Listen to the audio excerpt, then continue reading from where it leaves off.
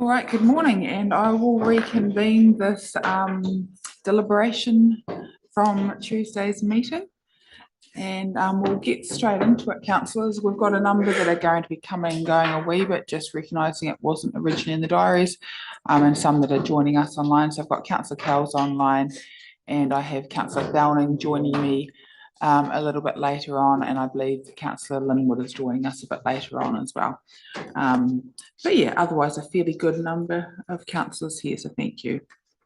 We'll move straight back into our booklet too, councillors, into Anne-Marie Brown, who is asking for the 27%. She thinks it is the most prudent, but communicating a lot more about how we are saving money. So that's something that needs to come to us next week. What page are we? Wait, 4 is it? I'm operating off a downloaded one, sorry. So I'll just make sure you've got yourself there before I carry on and confuse you too much.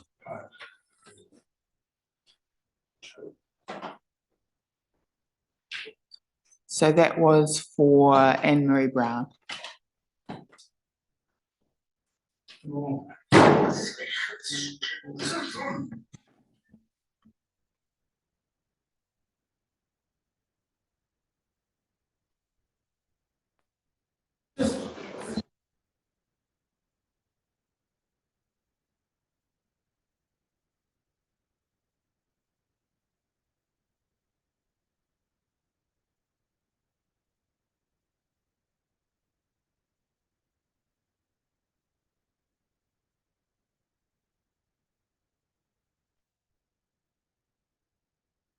Anne-Marie Brown.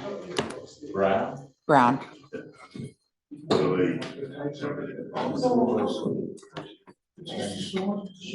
for those online, we're just getting to the right page as a group, and we'll be moving along shortly.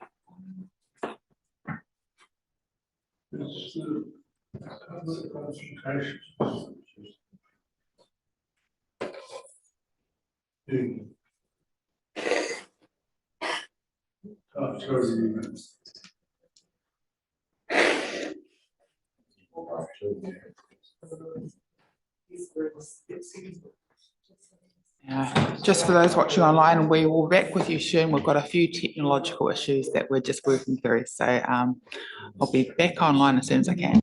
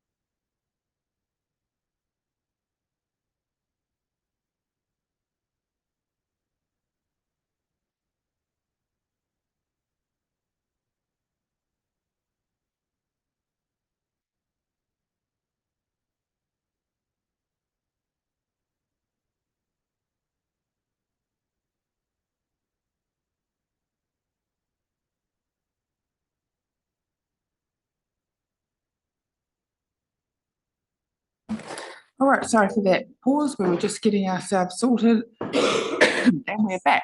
So just been through Anne-Marie Brown's. Was there anything else you wanted to raise on that one?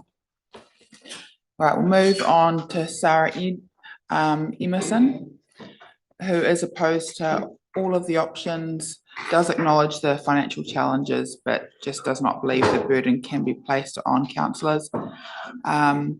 And yeah, just talks a lot about the financial sustainability and would like to see reductions. So we'll move on to Ian Clay. Councillor Hopkins, I will just keep moving through. Are you happy with that? No. Just got some technological issues that we're I don't know what is going on here, but it is intensely frustrating. Councillor McCone. We're talking about Mr. Clay. Yes, Mr. Yes. Clay.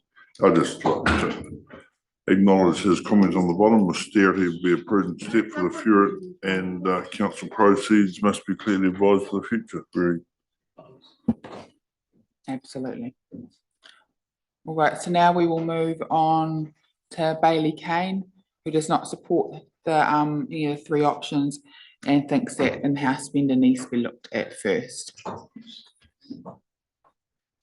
We'll move on to M. Watson, again saying does not think any of the options are affordable for the community, and essentially wants us to look at the multiple layers of management, reduce consultants' fees and focus on the needs to have, not the nice to haves. Is there anything else you want to add on that one? Moving on to Joan Edridge, who is choosing the, well, I think this one's a little bit confused. They have chosen the 45%, but they do not support a rates increase. So I think that's probably a little bit confused in that respect, that it's probably not the 45%. So think that we should be offering at least a 10% decrease in salary and wages to bring them in more in line.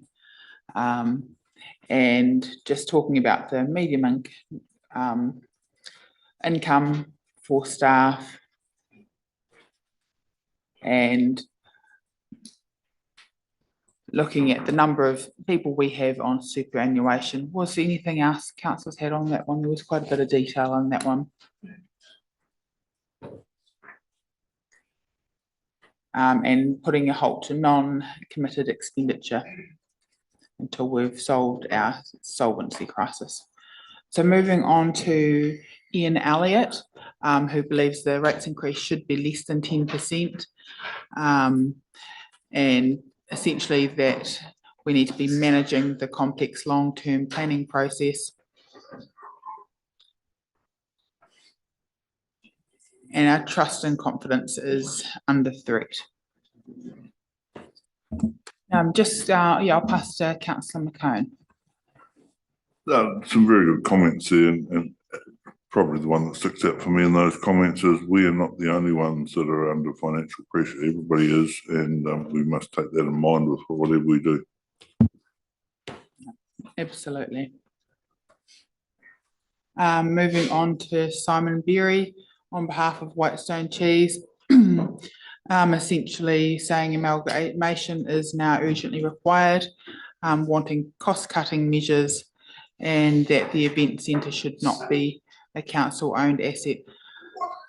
Councillor Hopkins, just recognising we're in a public meeting, please. Would you like us to pause the meeting until you're able to? I might as well go home, seriously.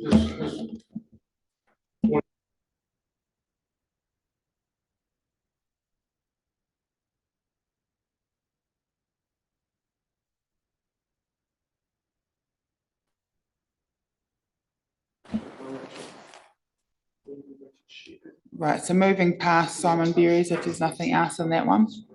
Moving on to Jessie Carburn, who's looking at 9% and control of costs. Ross N. Coombs, who hasn't chosen an option but found them all unacceptable and essentially that looking at the rate rises over the last few years, and we need to be moving, keeping our rates to the level of inflation. Is there anything else on that one? Okay, Peter Page, who could live within 7.5%, but all options are ridiculous, and that we need to be looking at reducing overheads, staff levels, assets, and go back to the basics. Jackie, pardon me, Jackie Weir, sorry, Councillor Lewis. I was just going to say, with regards to Peter's comment there about going back to basics, the fact is water does make up a huge component of this, and that is one of the basics, and it's unfortunately what we need to do at the moment. So it's an interesting thing. It's always an interesting take on what people think the nice to haves are and what the must haves are, and how that actually fits in with what we have to deliver. Yeah, I'd just make that point with the water. The roading isn't fully funded, and that funding allocation from NZTA, that partial share also varies, so you don't fully know exactly what you've got coming in each year. So I just make that point on that.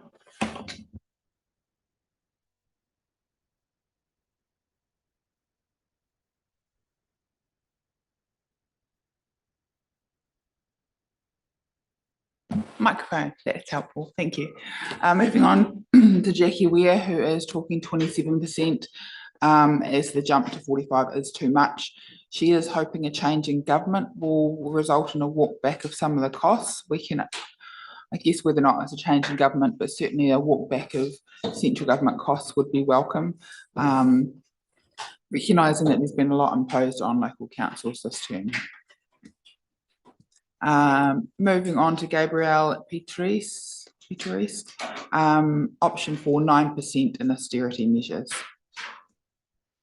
Brian Hanson does not support any of the above options. He's looking for a wage freeze and recruitment fees. He is questioning the fiscal management over the past decade, and is wanting a organisational chart for the council, and essentially talking about what the comm staff do. Planning Anzac Day parade would be similar every year. I just think, and probably in the number of people we have in the comms department, just recognising that that's all of our comms and engagement. So it also includes all the work we do with, say, schools over at the gallery, with public activities organised at the library, with things that happen at the Opera House. There's a whole lot that's rolled up into that. So I think it's probably something we need to tease out a little bit more so people understand that, because I think it's used against us, if you will, quite a bit, but there's also a huge amount more when it comes to engagement that we do. And around the comm side of things, it's certainly not a team that have any lack of work to do. Councillor Lewis. I think one of the other things that's important to remember as far as the comms is concerned, that also includes all of the press releases that are issued, and it's not like some places it'll do one a week. It also collates all the material that go out for consultations and everything, the live streaming, all of those recordings, all of that. So there's actually quite a bit of work involved with it. And there's a lot being bandied around at the moment, that we've seen announcements, again, another announcement this week from central government, with regards to utilising AI, but it's a slippery slope. That really is a slippery slope, in my opinion, and I think you really need to have people on the ground to understand what's going on here in order to actually deliver the information to our community. But yeah, there is a lot of work they do. It's not just one thing. No, absolutely. I feel like we've been keeping them very busy of late, that's for sure. Moving on to Penny Goff, who is very much at the we can't keep asking people for money. We need to be more savvy and wasn't a big fan of us doing things like getting rid of any rubbish bins around town or the free hour parking. So now moving on to A. Everington, did not support a rates increase. And I guess it's probably one thing to talk about is the rates capping. And I know it has been discussed in some meetings, and that's certainly not been where my thinking's been at. She's talking about council intending to push the rates up to fill the coffers now ahead of rates cap. I guess my response to that is we're actually looking at trying to cover some of the deficit that we made last year. So this is not a piling money away, because we're certainly not in that position by any stretch. And it's also just recognising that conversation is around things like depreciation and the ongoing costs, rather than let's stack things away in the bank account just in case. Just think it's really important we push back on that somewhat. I know that has been something raised by councillors a number of times, that we need to do this now before the rates cap, but I do believe that that's not the driver for now. It's how close we are to our debt cap now is a real driver of us having to have this conversation this year rather than further down the line. In A. Everington's submission there, she also talks about the depreciation reserves moving over to Southern Waters. And yes, they do, but it's still a cost overall to our community. So if we're not raising money right now to pay for our depreciation, our future community will still have to. So just want to be really clear on that. Was there anything else? Because there's quite a bit in the submission, councillors, that anyone wanted to raise. No, we'll move on to Jennifer Ellis, who would like a 9% increase and want us to explore an alternative solution to alleviate pressure on rates. David Heffernan said all the rate increases are at the higher end and shouldn't have got to this point, but he is looking at option 2, but does recognise there'll be strong opposition to that. David Duncan does not want us to raise anything until we know what council we're joining with. And again, I don't think we can wait on amalgamation before we actually make some changes to cover our ongoing costs. Dean Criddle, he's got a PDF document here. 19% in 1 year is unfair and unreasonable, and doesn't like that that wasn't presented. And again, I don't believe that that was a fiscally prudent option for us anymore, and I think we needed to be honest about that.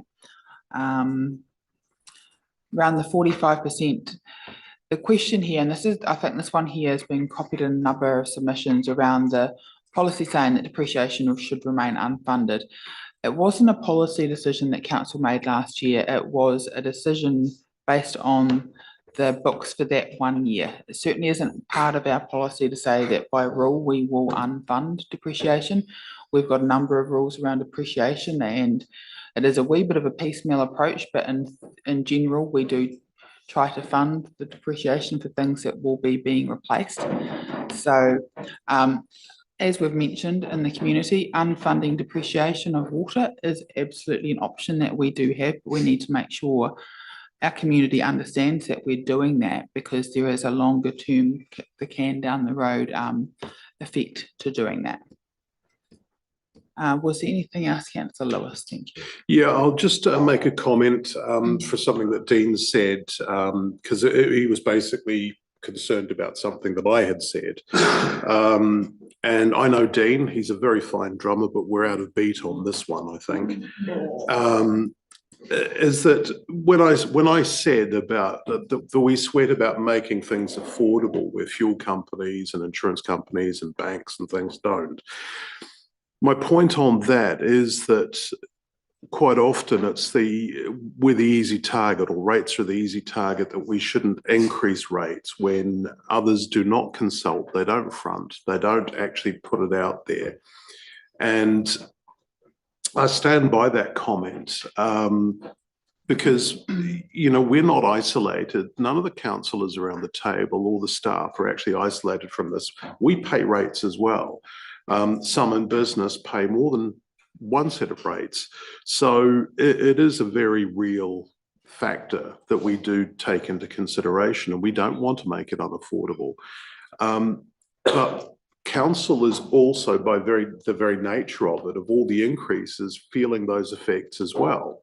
And that has to come from somewhere. And I guess just to reiterate my point is that I don't imagine that they're going into the bank demanding that their staff take a pay cut because their mortgage has gone up, or when they go in and they buy food that they expect people to be paid less or not put the prices up, or when they go into the fuel filling station, they do the same. So I think it's just a bit of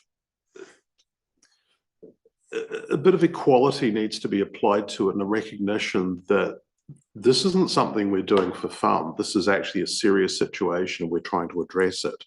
And that we are not insular or isolated from the forces externally that people are directly in their homes as well. So, yeah, I just wanted to highlight that, but I still like Dean. He's a good guy.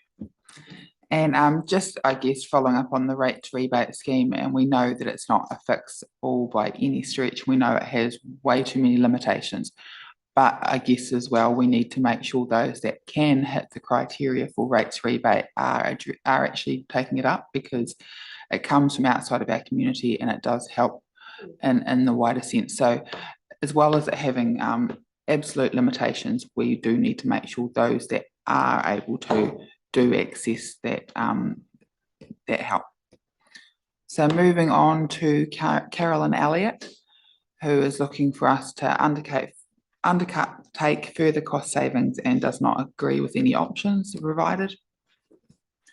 Stephanie Nielsen is worried that we've not shown any level of cuts in our proposal and doesn't support any of the options. Councillor Hopkins. Just very briefly, one of the things that did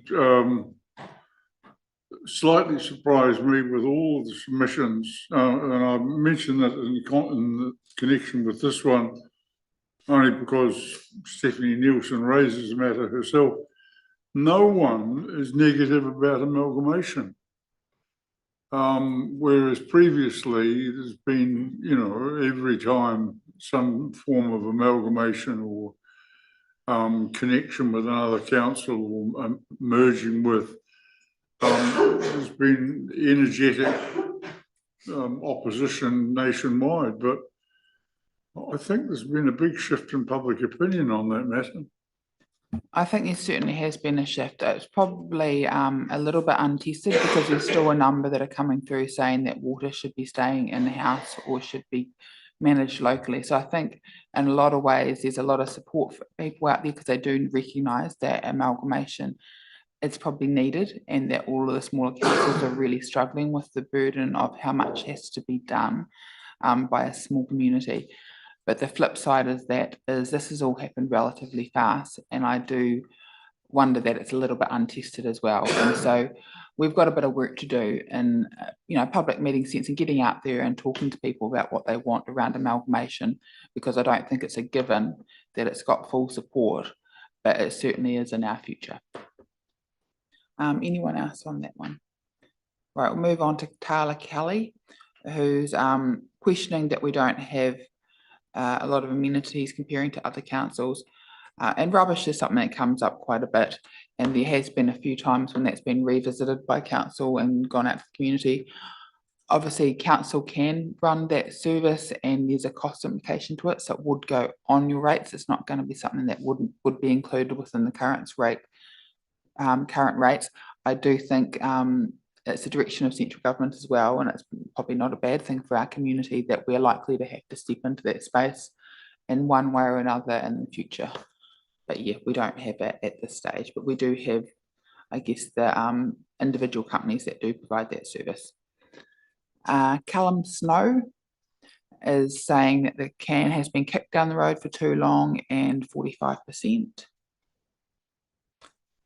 Greg Kendall is that None of them are acceptable for those on fixed incomes, and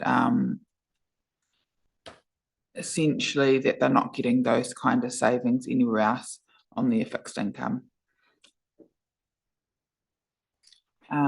Peter Plunkett wants us to reduce services to save money. He's looking at the indicated rates rise of 7%, pausing all planned work in the harbour precinct, the CBD master plan, cancel funding for Geopark Economic Development Agency. So essentially asking us to cut things where we can. Michael Heron is, while acknowledging the fiscal challenges facing council, questions whether or not when we refer to fiscal sustainability, we are doing enough to address our costs. So there's a number of things there around reviewing staffing structures, deferring or cancelling non-essential projects, and there'll be a bit more information around what we are doing in that space coming to the next meeting. So I think that yeah, it's a reasonable call. We're hearing a fair bit through these. Was there anything else on that one, councillors? Moving on to Shannon Burgess at 27%, but she wasn't too impressed with the money spent in Chalmers Street Playground, thinks that it's a letdown and the Friendly Blaze Playground is a letdown. I find that disappointing to hear. I've heard a lot of really good feedback as well, so take the point that someone's really not happy with that, but yeah. And just talking about the harbour area, it's a shame that we've got a camping ground there and a fuel stop. I guess a camping ground does bring more people and more activity to the area. A fuel stop, that's something that we don't have any control over. Councillor Hopkins. Yeah, I was going to say, I would challenge Shannon Burgess, as you just have. My experience is that Friendly Bay is very popular, and that people actually have told me they've come from other parts of the country, Timaru and Dunedin and so on, because they like that playground. And to assert that it's the most underutilised place in Oamaru, I think is just frankly incorrect. It's not what I've seen down there, having had a business down there and worked down there a long time. It's a huge amount of activity down there. It's a buzzing little space. Megan Porter is voting for the lowest opinion based on affordability. Understands the need, but does not think people are in the position. Hilary Plunkett isn't happy, thinks it needs to be somewhere nearer to 10%, and we need to look at cutting our costs. And moving on to Kat, who believes closer to 10% would be more appropriate. She did question halving the number of councillors in the Oamaru ward. She did recognise that she probably couldn't do that. Yeah, I don't think she could do that, but appreciate the sentiment. Talking about imposing commercial rates and fees for short-term rentals, so that's your, Airbnbs and things. It's a conversation we need to have again, but that falls on different people in our community to still pay more. So it's shifting costs, which is what a lot of this is. Council vehicles switching from electric to hybrid, hot desking of staff. So yeah, a lot of really good suggestions coming through on this one. Roland here is looking at the higher option of 45% as long as it does keep rates down for the next 5 years. Mary Hall, the proposed rate rises are unaffordable. Deputy Mayor Ryan. Oh, I just wanted to touch on this one because it includes a suggestion of abolishing the youth council, and given that this discussion is happening during Youth Week, the theme of which is our voices matter and we deserve to be heard. I just think it's sort of worth reflecting on the message that sends, and if we want future generations to be engaging in local government, voting, participating in civic life, and understanding how these decisions are made, and because the decisions that we're making today are going to impact them. Most of all, they're the ones who will be inheriting them. I think we need to be creating opportunities for that, and Youth Council is one of the pathways that we have for young people to directly engage in local democracy. Beautifully said. You said that better than I could ever have. Councillor Slack. I just want to endorse what Deputy Mayor Ryan has said. I mean, let's have a look in the situation we are. There are a number of reasons for it, but there is a clear indication that previous decisions by previous councils basically haven't added up, and we learn from that. And these youth councillors or these youth council can now take that on board, and if they in the future become councillors, then they now have got a heads up, as in these are the sort of situations that you have to look out for.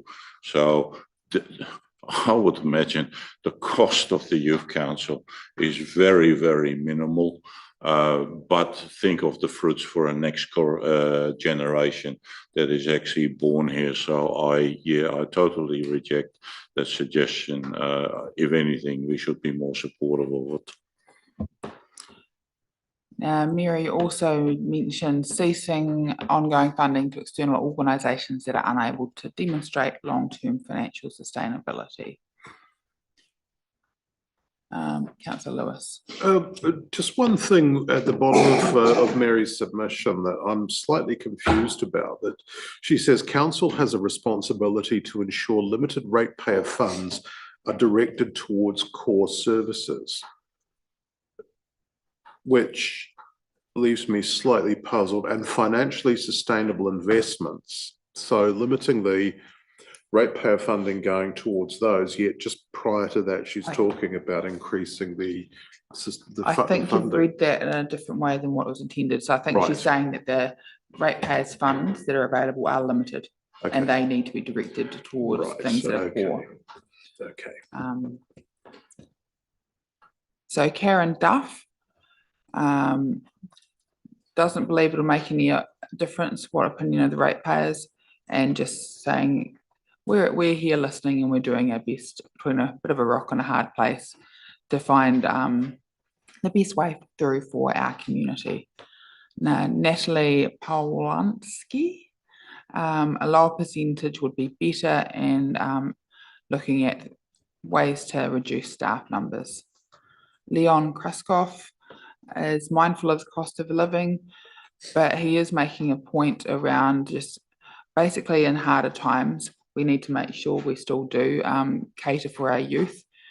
He talked about the event centre and just making sure through everything we've got going on that we still make sure it is affordable for people to use, and does want us to keep the long-term plan upgrade of the Oamaru Skate Park in the plan. And just recognising there's a number of volunteer groups doing great things, and that we should be working alongside them. Councillor Hopkins. Just a question apropos of that. My impression is that, contrary to what Leon is saying, skate park doesn't appear to be used much at all. I seldom see people there making use of it. Do we have any, have Parks and Rec done any sort of census or audit of use? I mean, are we actually able to say with any confidence how many people actually are using it? I'd say we don't have per se numbers being counted at the moment, and there's a conversation if there is a project that ever comes in front of the council in the future that we need to look at the viability of the project. But I think it is also very well used. But there's probably a wee bit of a feeling that it's not as safe as it could be, and that it's it could be freshened up and made to be a little bit more accessible to wider groups of youth rather than being a little bit hidden and a bit darker. Deputy Mayor Ryan. Just very quickly, and perhaps we go past it at different times, Councillor Hopkins, because I certainly see a lot of people using it. There have been some changes made in recent years to improve safety at the skate park, and it has been a discussion that our youth council has been having as well in terms of, you know, what they could be doing to support safety and just improving visually what that looks like and making it a more welcoming space for everyone. But it is certainly very well used by a wide range of not just our tamariki and rangatahi. Councillor Lewis. Just reading Leon's comment that he hears many youth say there's not much to do in Oamaru. I remember that being said in the 70s and 80s. I think it's just young people, really. I was the same. We are a small town and there's a lot of things, but there's never going to be enough things. Bianca is asking for financial discipline for services and rates not to exceed 10%. Inya Fisher is talking about the rising costs of food, housing, insurance, and utilities, and wanting us to look for a more manageable, sustainable options for what our community can realistically afford. Hamish McFarlane gets why the 45% is being put forward, but essentially is saying, you know, are all of our, and he's put here, shareholders equal, and do they equally have deep pockets? So he's talking about the average ratepayer being a bit of a myth, that certainly some people can afford these kind of increases a lot more than other people. So he's chosen 19%, recognising people in different circumstances. Councillor Slack. Yeah, I mean, here it comes on. It said recapitalise council, and in the absence of Councillor Felning here, I think we just got to keep making the point, for the sake of clarity, that any of these options do not go towards recapitalising the council or even go towards having an impact on our debt. This is what's proposed here. Those 3 percentages rates is purely to get us back on the horse and move forward. But it certainly is still going to be without a settle, if that makes sense. And certainly questioning as well the haste of the government changes around amalgamation and things, which is a concern we share, because while recognising it absolutely is something that we need to be heading in the direction of as a council, we need to make sure we do it well. Gavin Simpson, rushing into rates rises prior to fundamental structure change, he's viewing as a grab for finances. It's just recognising that we need to actually keep the council afloat until structural changes do happen. Wants to make it clear that Waitaki District Council will not pay any fines levied by any government departments, and I guess it's around things like water. We can make it as clear as we want, but at the end of the day, we don't have the legislative powers to ignore demands from central government. And yeah, he's talked about the Taukarahi water scheme, and I guess in Corridor Water, just recognising, understand the sentiment out there around water. We share a lot of that sentiment, but we are also another time being a rock and a hard place as to having to meet the requirements of central government. Councillor McCone smiling at me, he does not want to talk about it. He's spoken to Councillor McCone and mentioned that we were living beyond our means. And it speaks here a little bit around that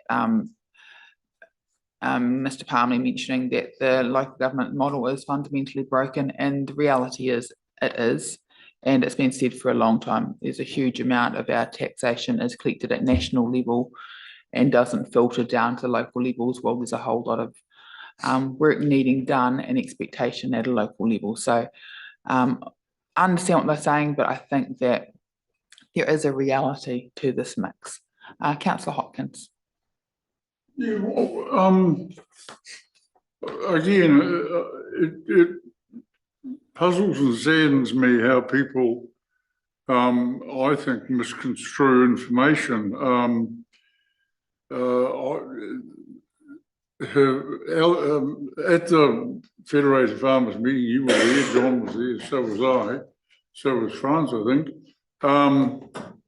Yes, Alex did say that the local government funding model was fundamentally broken. The president of local government New Zealand said that 2 or 3 years ago. Gary said it, I've said it, other councillors have said it in columns and so forth. This is not a statement made by somebody in 2026 for the first time. And for Mr. Simpson to construe that the statement, the local government model is broken, translates to I'm not the right man to lead this council through a crisis. It's just nonsense. I'm sorry, but it is. No, fair enough. Councillor McCone. Yeah, I think everybody's sending various messages. The one I get out of this is look how the commercial model works rather than the public enterprise works. Councillor Lewis. Thank you, Mayor Tannendale. Just to clarify something, because he has quoted me in the second paragraph, when I said about gorging ourselves at the dinner table or the dining table, for context, that was with regards to rates capping and not being seen. I'm not advocating for that to happen. I just want to make that 100% clear. But I think there could be potentially seen with the rates capping coming in as being, that's the kind of reason that we're going for this large increase, because we've got to amass money because we don't know how much we're going to be able to charge going forward. And that is probably, from my side of things, more directed at the rates capping that's been signalled, which I don't think is a helpful thing. But it is certainly not the intention to amass as much cash as we can at the moment. You've been well quoted through some of this, Councillor Lewis. Moving on to Joe Gilbert, who's looking at 27%, is concerned that we haven't balanced the books for 9 out of 10 years and are heading close to our debt ceiling. So looking at also how we look at our services. John Watson wants to see frugal measures taken and potentially a staff reduction, or looking at the office space leased, and is looking at the 27%. Moving on to Shane Graham Matthews. He has concerns around heavy-handedness around non-consented farm tracks and things. And I guess that's probably, there's obviously an individual issue that has played out there. I think that's all I sort of mostly took, also looking at ways that we cut any unnecessary spending and essentially cut our cloth to make ends meet.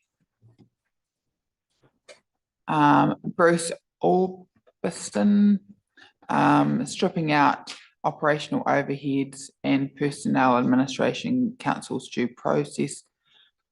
He thinks that we need to do a bit more in that space.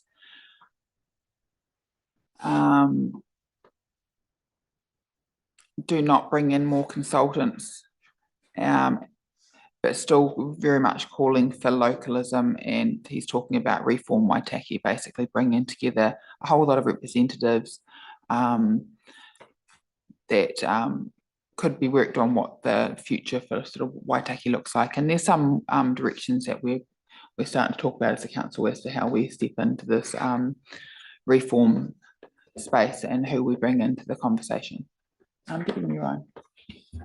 Yeah, I just wanted to touch on that because I think what Mr. Albiston has raised there in terms of reform is what we've already been starting to talk about. So I think that's probably a good direction for us to be starting to travel in. But I also just wanted to reflect on his suggestion of creating a working party of business and community leaders. I think that's something that we've seen come through here from the likes of Ian Hurst, and yeah, it's something that I'd like to maybe see us and look into. Absolutely. Okay, moving on to Sharon Keith, who is saying 19% is huge, need to be looking at cost cutting and reconsidering any increases in wages. Andrew Sena,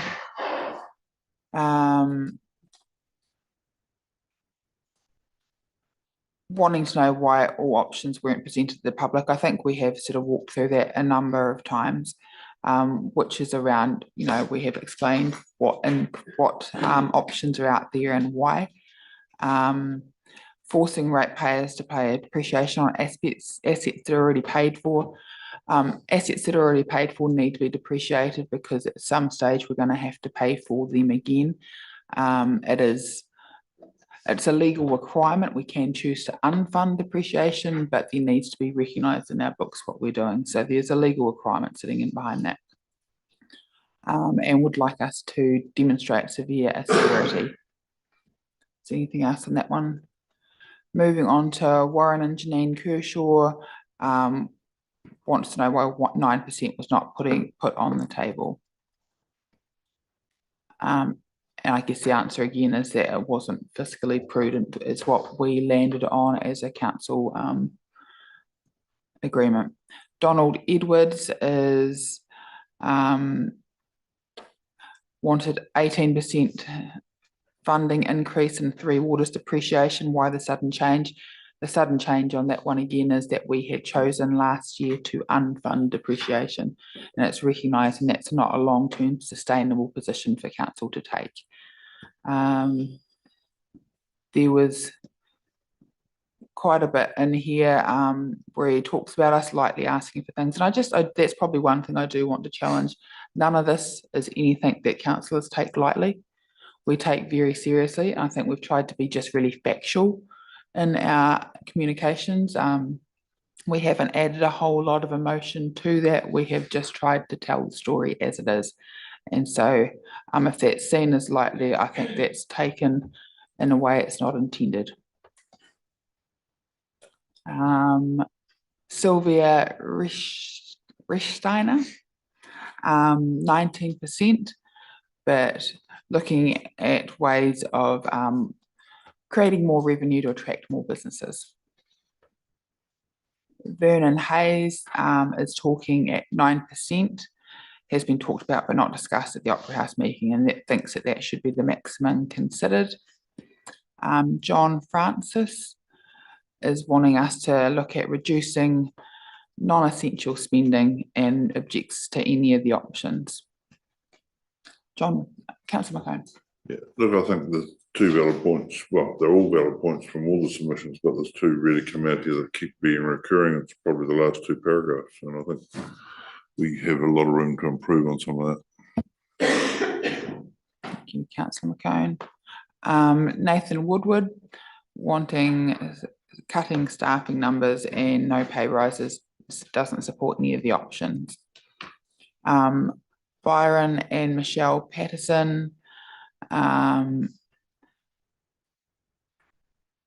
farmers at the top end of the Waitaki value, they'd like a nil increase, and talking about what we can cut and to look at neighbouring councils.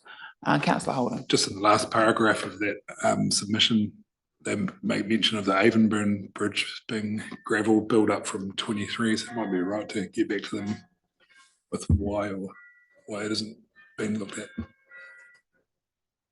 Yep, someone take that down as a. Thank you. John and Yvonne Schultz support a 9% average, increase, but no more. Austerity balance, reduction in service rather than a rates increase, and recognising that it's not sustainable to accept operating deficits and sell any easy surplus land, which we have got a program that we are trying to do. And then she's very much talking around, or they're talking around the halls and whether or not they should be sold or disposed of, a number that are potentially underutilised. And I guess that's ongoing discussions to have with the community. It's never easy to you know, sell off a community hall. There's a bit of history involved in that. Councillor McCone. Just the figures she's given here, is that close? You're talking about the surplus land. No. So the way she's done her formula on a 19% increase will be the equivalent of 28 or 29%. Are they close? I think there's a wee bit of a decision for us to make around the year as to where the rates fall. So, yeah, I'm not entirely sure. I think that, you know, we can choose to have it fall equally across all properties, or we can have it fall within the land values. There's a few different ways that we can have that discussion when it comes to it. Alan Gibson.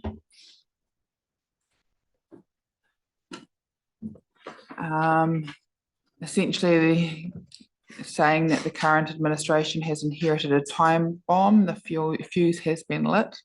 I like to think that we might be able to just put some water on that and calm that farm somewhat. Sponsorship contribution on capital items might be of some help. We certainly do look for options as to where we can share the load on that sort of thing. I guess event centres are a good example of trying to get sponsorships to cover some of the ongoing costs, but I guess the issue with that there is some of the sponsorships to date are really on the capital costs rather than the ongoing costs. But some really good points in here. Helen Jansen. Basically just acknowledging that we're in a really tough position, but she's also, and it's probably a little bit to the point that Deputy Mayor Ryan made before, but how can the leaders of the community use this volatile energy to craft that creative future? So using the emotions we're dealing with now to go, hey, we need to do something different, and as a community, let's work together on what that looks like. So I thought that was a really interesting perspective. Madeline Shaw. She's worried that catchment management is not proposed as part of our water services improvement, which she thinks is a significant flaw in our model. And I guess there's going to be a lot more. There's probably been a bit of a who does what in the catchment management sense between regional councils and district councils, and that will probably be alleviated in the next couple of years. Councillor Slack. Madeline makes an interesting point, because when I went to Duntron for the Bushy Creek water scheme, I had the opportunity to see some pictures that staff had recently taken of that scheme, and it shocked me to see those pictures. And I think in that regard, I think we probably as an organisation should make that a bit more visible towards our residents and ratepayers, that they get a visual understanding of how big the problems actually are with some of these schemes, because they are truly impressive. A picture is 1,000 words. It shut me up when I saw that picture of the Bushy Creek system, to be honest, and I was searching for words to describe it. You make a good point there, Councillor Slack. Councillor Hopkins. Yeah, there are, well, she says she's worked for us, and this is Madeline Shaw, and when she was here, she actually monitored the Stoneburn scheme and saw a dead sheep in the water at one stage. I witnessed and photographed a decomposed sheep some meters from the bank. And equally, she goes on to talk about how high levels of tannin,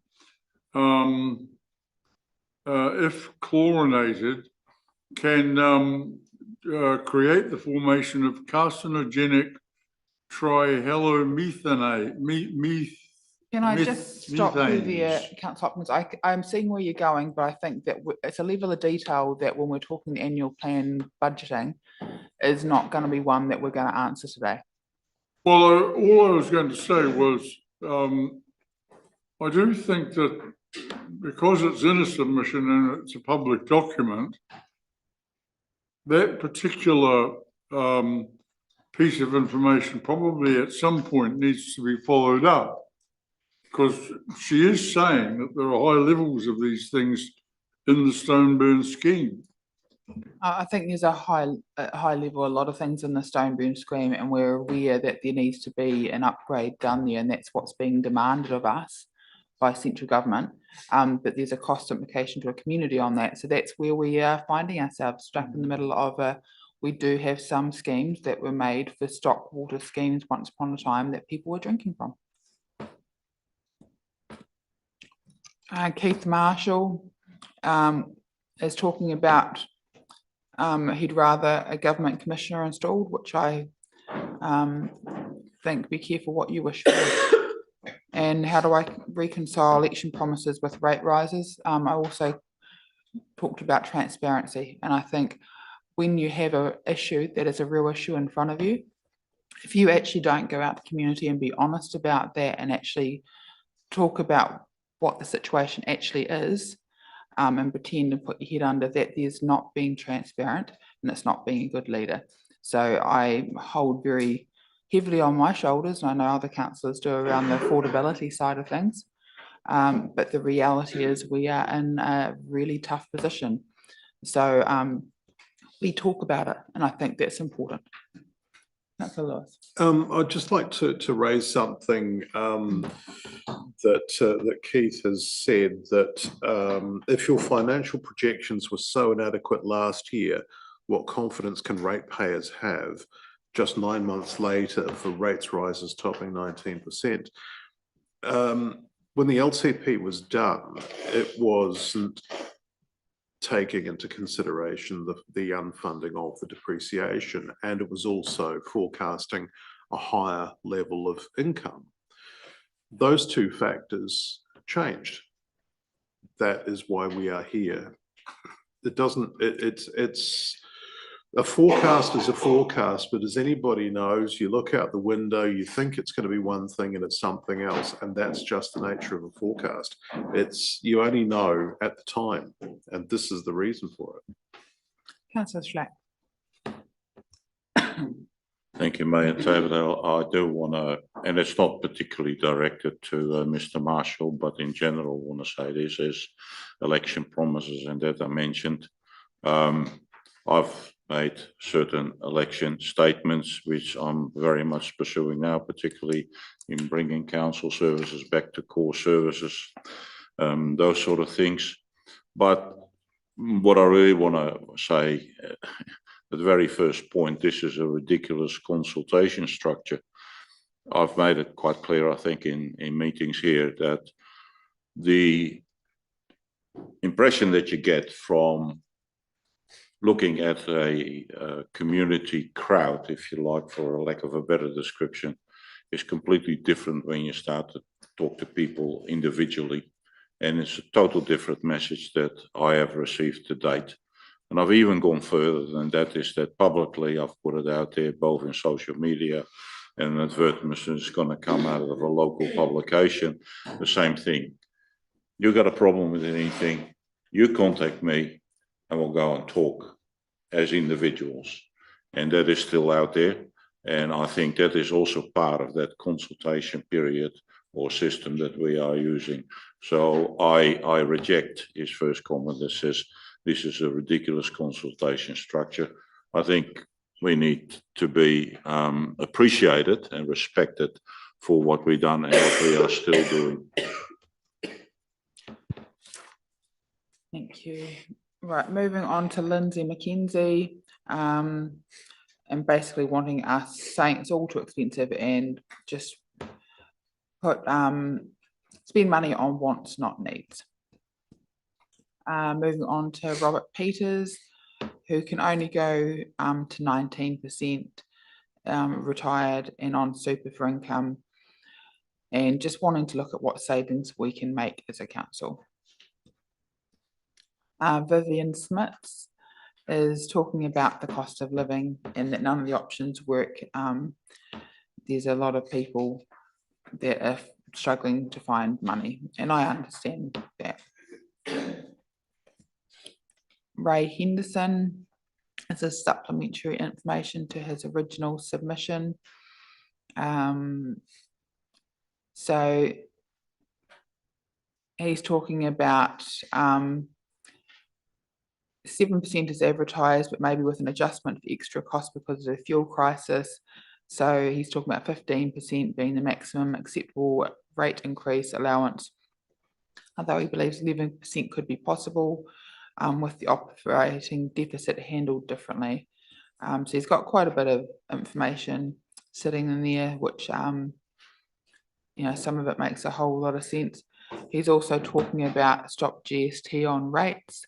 Absolutely agree with you. And it was a conversation that was again raised in Wellington the other week around rural and provincial, and was put to the Labour spokesperson for local government, who agreed that it didn't make sense that GST was on rates, but didn't promise to not have it there either.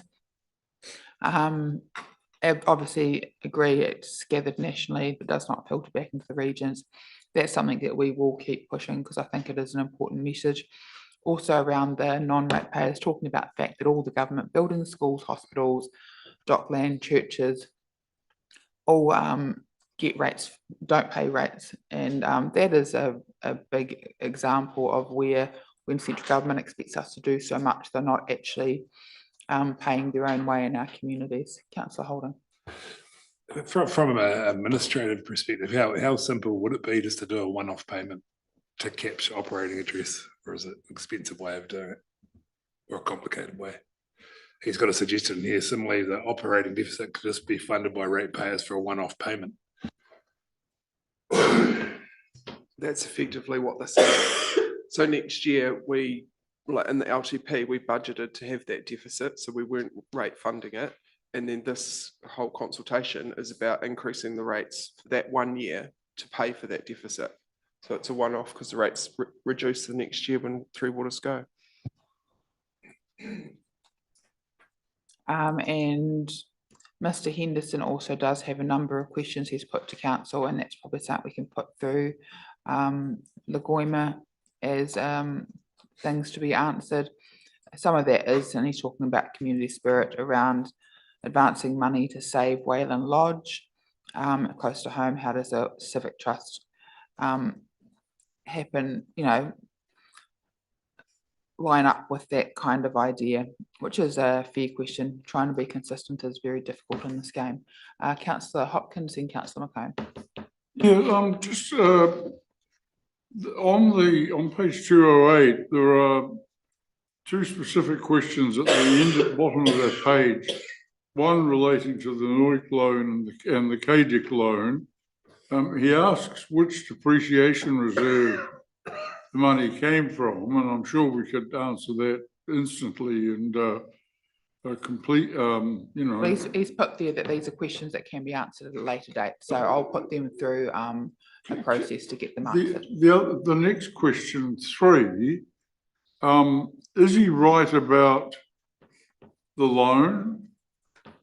He's saying that the amount to be levied means that there's a repayment of 20 million rather than 10. Is that correct? Why don't we get the answers to those questions, and when they're shared with Mr. Henderson, we also share them around councillors. Well, yeah, that's my point. Yeah. Yes. Councillor McCone. Basically, Jim's covered that off. I think question 2 does need some questions answered in a very short space of time. No, thank you. We'll move on to Jacqueline Morrison, wanting to know why the $9 million water depreciation is included when it's going to be handed over to Southern Water. Obviously, that is, again, it's the same community paying the same costs over a long time, so it doesn't disappear. When talking about Waitaki ratepayers treated equally, or does ethnicity matter? I think when it comes to rates, as far as I am aware, we're all treated equally. I'm not sure if there's any differentiations on that. And basically talking about the less we take from the community, the more the community will thrive. And yeah, absolutely do understand that. Councillor Hopkins. Yeah, I think there's an issue here that we also need to address. Jacqueline Morrison raises a matter that's brought up by a number of other submitters, all of whom say essentially that the $9 million of depreciation for water should be left and essentially transferred to the CCO on the 1st of July 2027. Now, if that 9 million of depreciation relates to loan-funded water projects, as I understand it does, although I may be wrong in that regard, if that is the case, I was under the impression that we actually have a policy that in the case of loan-funded capital works, no depreciation will be levied for 2 years, or the first 2 years of the project, in which case our policy obliges us to leave the matter until 1 July 2027. And really my question is, am I correct in that recollection or not? I don't think as much of the program that you're talking about relates to that portion of things, but I will pass over to Amanda to sort of explain that a bit more. I think you're oversimplifying an issue. Yeah, so just to be clear, the 9 million waters depreciation is the accounting depreciation on all of our 3 waters assets. So only a portion of those are brand new that we're loan funding. So within the 9 mil, there's a portion of it that under our old policy, we wouldn't have been funding that depreciation anyway, because the ratepayers were already paying the debt on them. But obviously, like out of all of our 3 waters assets, there's only a small portion of them that are brand new that we're loan funding, and the rest of them represent the bulk of the $9 million. And just to be clear as well, that 9 million has to happen every single year. This is not. It's not a one-off 9 million. Depreciation on 3 waters assets happens in 26, 27, 28, and we account for it every single year. The expense is still there. The question is whether we rate fund to cover that expense or whether we just suck it up. I don't want to have a debate, but I don't think the policy's changed. So to describe it as an old policy is not necessarily correct. I think that, as far as I'm aware, the policy regarding... I think you're missing the main point of her answer. I think you're missing the main point of her answer where she quite clearly says the vast majority isn't currently loan funded. I was going to go on and say it would be salutary to know what percentage of the 9 million relates to loan funded projects, because it would at least be possible for us to consider the relevance of the policy in relation to that quantum of money in those projects. I guess that questions, and it's back to where we sit on the, because at the moment if we're sitting at the 19%, which is what, for instance, this person is suggesting, the 9 million water depreciation is not part of that at all. So it's not actually requesting it be added to the mix. Same with the 27%. So I think it's a bit of a moot point. And just to be clear, when I talk about the old policy, that was the funding for depreciation policy that we had in our 2021 to 31 long-term plan. In the long-term plan last year, we revised that policy for water, and we explicitly said that all waters would be unfunded for the 26 and 27 financial years only. Unfunded. So moving on to Jane Mulchett, who is talking about 27%, or if it was just for 1 year, the 45% to clear debt, it wouldn't clear debt. So just being clear on that one, and is asking us to continue to fund the Geo Park. Fiona Anderson is wanting no more than 9%. wants us to be balancing the books. John Chetwin wants us to cut into our core services. And is talking more around inflation costs. Sherry Elder is talking about my campaign about keeping the cost of living down and doing the opposite. Again, also talking about transparency. This is not an easy conversation to have because there is stress out there, absolutely, and I acknowledge that. But I also need to find a way of actually keeping us floating. But we do absolutely take the point it is putting too much pressure on. Wendy and Wayne Rees saying essentially whether this was inherited from councillors, previous councillors or central government, it's definitely time to basically just apply strategic cuts and budgeting where possible, and essentially saying that it's unaffordable. Councillor Hopkins. I wonder, Paul, would that be the assertion that their 62-metre square property on the large section in Palmerston costs the same as a 5-bedroom, 3-bathroom home in Canterbury with a guest wing? Is that, from a rating point of view, does that make sense in your experience?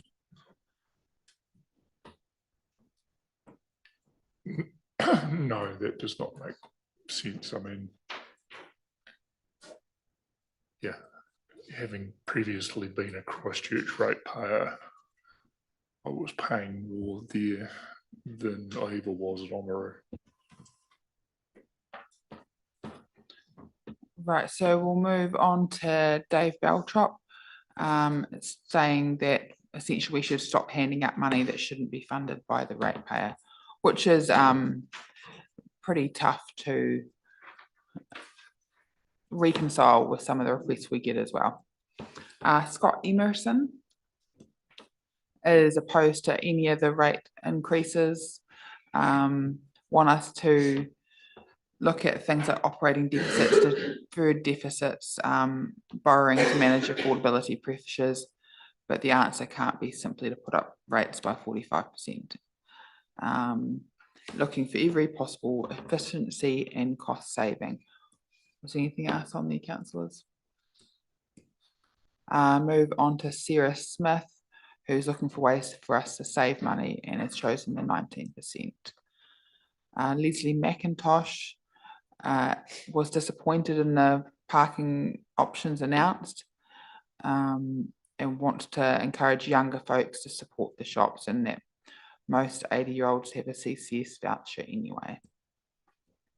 Lynn Ulrich is looking at option 49%, and basically talking about the local government requiring us to make decisions on the people on behalf of the people who pay for it.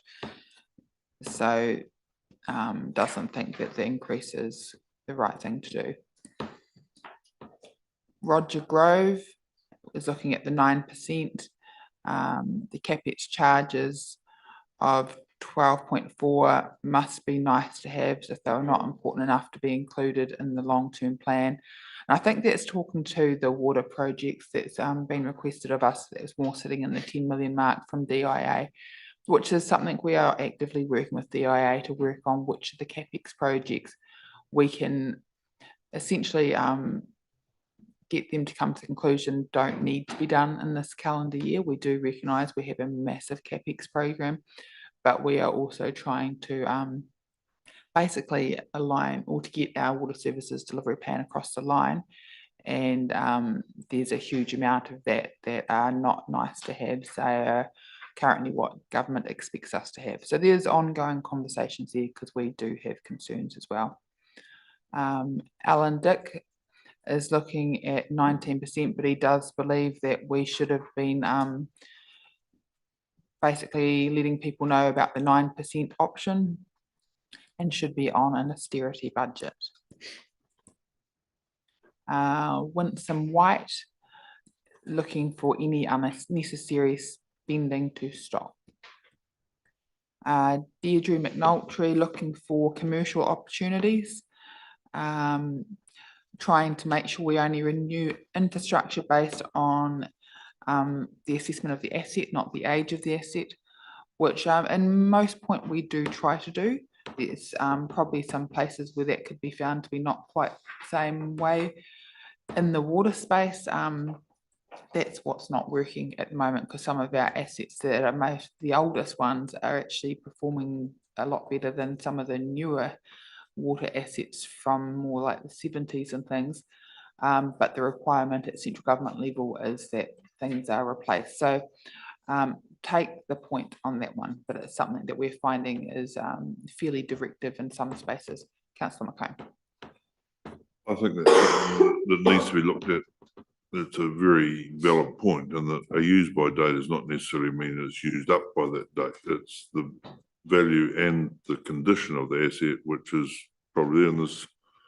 Look at here, this building's 120, 30 years old. It's not stuffed yet. So, you know, we should look very closely at what those numbers are. And if we need to push back wherever this directive is coming from, I think we should. Councillor Hopkins. Yeah, I would say the same applies to some of the roads that have been resealed recently. But my question does relate to her Deirdre's mention of waiving the 10% penalty for late payment of rates. This was a topic that came up at Otamatata, I should say. And Alex Palmley did tell the meeting on that occasion that officers were looking at it. So my question is, 2 or 3 weeks on, where are we at? Have we formulated a view as to whether we are willing to waive that 10% penalty? I think that will end up being a councillor decision to be made because it's outside of our current policies. And I'll just pass over to Amanda. So the penalty is in the rating policy, which is part of the long-term plan. So to change those official policies, we'd have to go through a full consultation process. But we can do it at the other end. So the policy can still stand, but then we can apply more lenience when people actually are due to receive the policy. So we're looking at that sort of approach, as opposed to changing the 10% policy. It's more of the fact when a policy is applied, we can apply more leniency to remove the penalty after the fact. I think it's something that we can discuss in the key directions next week, because if there is a way of saying, yes, there's a policy here, but we're putting a time frame on a challenging time frame for our community, and is there an option to do something different? Maybe we just need to make sure we tease that out well and understand that for next week's meeting. Moving on to Margaret Francis June here. Option 3 at 45, only if there'll be no increase in rates for over 5 years.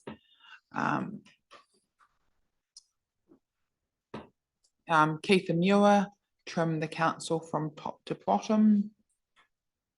Ferdinand Kruger, his calculations indicated 26% this year could be sufficient when using available debt facilities and properly accounting for long-term recovery of the cost of new assets. So he's sitting more in that 27% rate. Was there anything else in Ferdinand's one that anyone wanted to raise? Moving on to Elizabeth Morrow. Big part of this around cutting back on expenses. There's a lot of areas where she hasn't been comfortable with council spend. A few things like the event centre that many people never use. I guess that is the makeup of a council. There's so many things that are for portions of our community, and it's that crowdfunding and basically how you fund a community kind of idea. And you know, we're going to be faced with some of these decisions when we make decisions next week around the likes of the Donna Demente conversations around the Whitestone City, because some people use things, other people don't, and whether or not we should or shouldn't fund things ongoing for our community is an ongoing debate that we need to have. And it can be had over many different aspects of what council does. Catherine Jones, oh, sorry, Councillor Hopkins. Yeah, sorry, are we still talking about Mr. Kruger's submission? We had moved on, but if you. Oh, well, sorry, apologies if I missed it. I do seek your indulgence. I just want to ask one question in relation to his point about a career in asset management and infrastructure. He basically says we've got the whole thing wrong with regard to capital expenses. And he cites reasons why he believes that to be the case. I'm just asking officers, do you think he's right when he says, I cannot believe the asset management officials employed by the council is or are unaware of generally accepted asset management and pricing principles?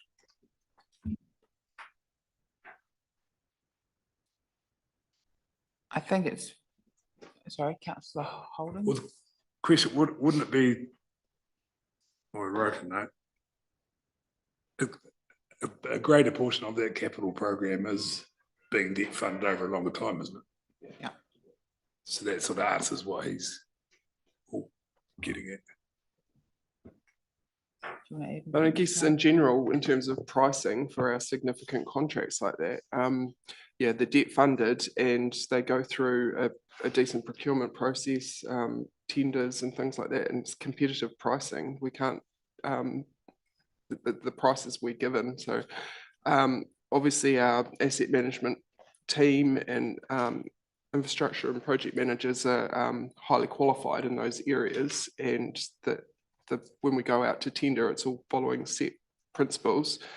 There's not much we can do about the prices that are put in front of us. Mr. Hope? Yeah, I mean, sorry, based on a paragraph, it's hard to understand what he's actually suggesting is wrong. I mean, the approach that our asset management and asset planning team is basically following industry best practices established by a couple of several professional organisations that are well recognised in the country and follow international best practice. So it's, we'd need sort of specific examples of where he believed that has not been followed, rather than just a general statement about we've got it backwards. It's hard to comment on with that level of generality. Yeah. All right, so now we'll move forward on to Catherine Jones. Amalgamation is coming. Can we wait and see how that goes? Not entirely, no. David Hart, the use of contractors restricted to residents of Waimaru. And to the most part, I think that's a great idea as long as we have the skill sets locally. Suzanne Butler, looking at adjusting things to minimise the cost of the service or abandoning services altogether.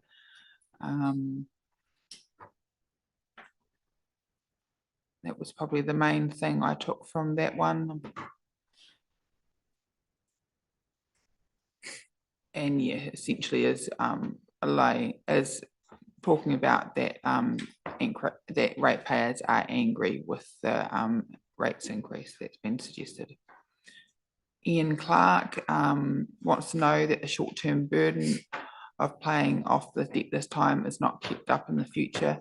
And I guess it's back to that conversation that none of these options are actually significantly paying off our debt. They are covering the operating expenses and the deficit. I mean, deficit and the depreciation part of things as well. So, Councillor Holden. Just on that, I think, is there a belief out there that no debt is getting paid? But I mean, we've just paid 22 million of debt back, haven't we, in the last financial report? So there's debt repayment plans. Yeah, there's no significant increase in this here. That's purely for debt savings. It's for other things. So there's your debt repayment schedules. Would that be fair? But there's going to be more projects around things like water that are going to cost our community in debt. So it's just making sure people aren't thinking that this is going to cut down the level of our debt because the increases there, that's not what they're for. Would that be fair, Amanda? So that's ends us in part 2. We'll move on to part 3, the next booklet. Oh, I've turned them over. Can you give me a minute? Can you give me a minute to please just to see if I can make my iPad work again? Because I've got all the notations and comments on it.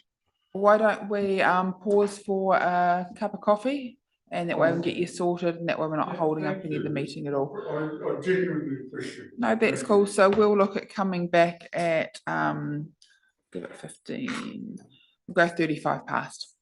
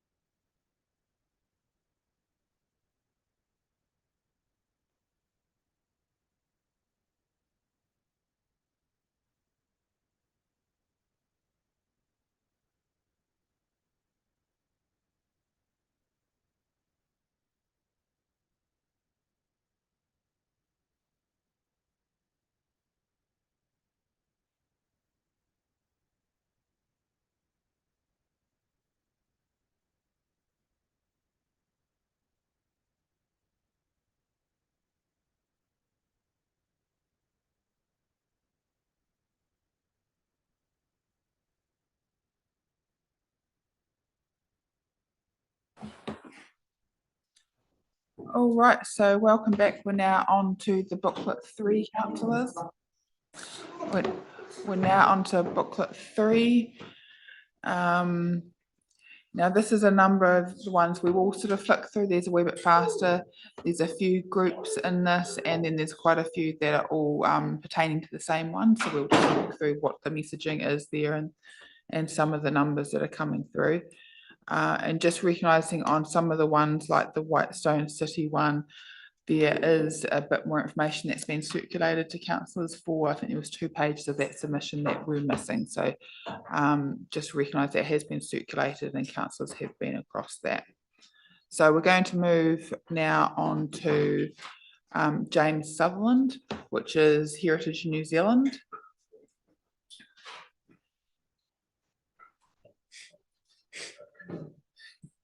And so they're calling for a lot of recognition as much then they can just retaining our obligations on things.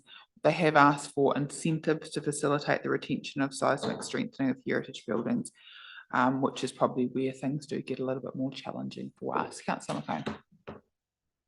Look, I actually take quite umbrage of some of this in the way it's written, and that they're asking us, especially in the likes of the terms of 12 and 13, they're asking us to provide that information. I don't know if they're ratepayers, and if they are, that's fine as well.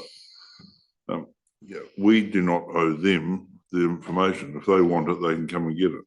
So that's where I sit with that. Thank you. I don't think there's any suggestion of an addition or adding to budgets in this space.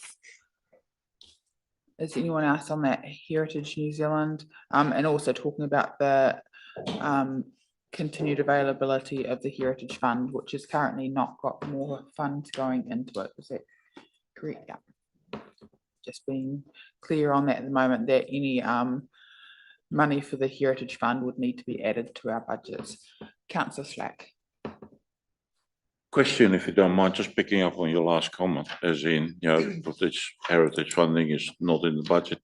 Is it, I certainly would like to know, are there things in the previous budget or for previous financial year, or this financial year probably, that have been taken out and do not appear in the coming financial year? Because if that would be publicised, then the public can actually see what we are doing in that space. I think we can, sorry, Amanda, do you have a response here? Yeah, so I guess in terms of grants, the only example that I have of them being taken out for the proposed for the 27 financial year are the NOSLAM and EOCG ones. That was just a manager's suggestion. That's something that we have on the table to discuss today. In terms of the overall expenditure, the amount that was set in the long-term plan for 2027 was our starting point for consultation. So we're not proposing to change our 2027 budgeted expenditure that was in the long-term plan. Just noting that there was decisions made in the long-term plan to stop funding for the likes of the rec centre. So that was only for 1 year, and 2026 was its final year. So yeah, what we're consulting on was consistent with what we approved in the 27 year in the long-term plan. And I'll sort of round this up at the end a wee bit better as to what our decision points are going to be next week. But certainly, because we did only go out to consultation on the rates increase, so not looking at a whole lot of extra spend. A lot of our submissions have come back in things that we have unfunded over between this annual plan and the next annual plan, essentially, or that time frame. So it's people asking us to revisit the decisions that have been made. So I think that they probably do need the rediscussion, and we've obviously got a number of submissions on a number of those areas. So there'll be decision points next week for us to make in that regard. Yeah, Councillor Hopkins. Yes, sorry, just for clarification, are we talking about the NOSLAM submission at the moment, or? No, we're currently on the Heritage New Zealand. Pardon? We're currently on Heritage New Zealand. Oh, okay, that's fine. So we're done on Heritage New Zealand. So now we're talking about Noslam. Well, can I then just raise, my understanding was or is that in previous years, the funding for Noslam and the East Otago Catchment Group has come from the RMA fund. And I believe it's an entirely appropriate use of that fund. And I believe it should just continue on that basis. Have we for some reason removed the funding for them in this year's budget? It's been, as was mentioned by Amanda, it was removed as a suggestion for a cost saving by staff. So it's a decision for us to make. And it was in the general kind of fund that it was taken from. There is, I've had someone suggest that potentially the biodiversity fund could be a place where that sits, but I don't know if that's an option either, because I've got a shaking head going on over there. Amanda. Yeah, so the heritage and biodiversity funding was cut in the long-term plan for the whole long-term plan. So it didn't even happen in the 26th financial year. So whatever was left in that fund was all we had to spend this financial year. I think there's a little bit we'll carry on for next year, but we're not actually putting any more funding into it. Yeah. So I guess this is one that wasn't indicated publicly that it was going to be removed from the budget in the Noslam East Otago catchment space. So it hasn't been out there publicly to look for whether there's support for that or not. And I think we need to take that into account when we make a decision next week. Now, having been a former employee of Noslam, I will stay out of that conversation, because even though there's not a pecuniary interest right now, I think that there is certainly a conflict in that space. But I think it needs to be a decision point for next week, recognising that it hasn't been consulted on. Councillor McCone. I was going to ask you, can we do it now? Because I would be perfectly happy to move. No, we're not in a decision-making meeting. Sorry? We're not in a decision-making meeting today. Okay. So it'll be a discussion for next week. Councillor McCone. Look, these guys do a great job, but it's in times of we're in financial hardship, and I know the number's not there, but it says North Otago Sustainable Land Management, and it's a catchment group. So to me, this comes under the regional council boundaries, or those that are actually part of the land that need to look after land. So I'm sorry, but we need to stick to our core groups, and this is not one of them in my mind, even though it's a great cause. We will debate that next week, but thank you, Councillor McCone. I appreciate your stance. Moving on to Cara Patterson for Creative New Zealand, who is essentially thanking us for our support in arts and culture. I'm trying to remember what I took from this one, certainly talking about a lot of the constraints and a lot of recognising some of the stuff that we are doing in that space. Strongly encouraging us to success in Māori within our annual plans, and looking for ways to support and partner with the arts. Was there anything in particular anyone wanted to raise in this space? Councillor Holden. Oh, just that the central government funding from them that provides Waitaki 92,000 a year for arts and culture organised events that people are running, and it's normally oversubscribed, but it's welcome money and it goes a long way for our arts community. No, absolutely. Councillor Hopkins. Yeah, I'm just curious, there's a reference towards the end of this to the amount of money that Creative New Zealand contribute to Otago and to Waitaki. And they say, I think, in the paragraph or clause 27, that they contributed 2.2 million of direct funding for Otago, and we got 92,755 plus 29,083, making a total of 121,838. I'm just curious, I know they actually allocate allocate the creative grants that we then administer, but they don't come to a total of 128,838. Do we know what that money actually comprises, or how it is invested in the district? No, but I don't think it's something we can get that offline, that conversation, I think, at the moment. Councillor McCone. This runs in parallel with the last statement I made, and we've received a huge amount for the Forester Gallery.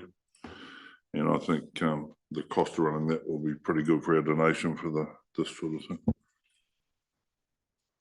Right, so now we move on to Diane Talanoa from the Waitaki Community Recreation Centre.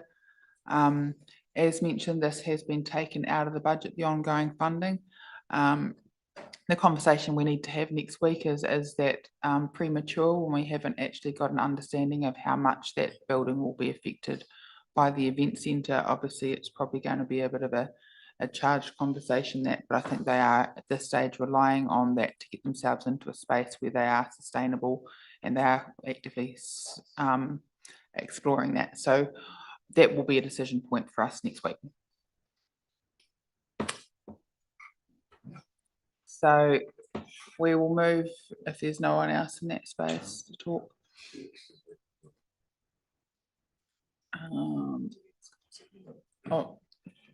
Councillor Lewis. I was just going to say, hugely supportive of Diane and the work that her and the team do at the Waitaki Community Recreation Centre.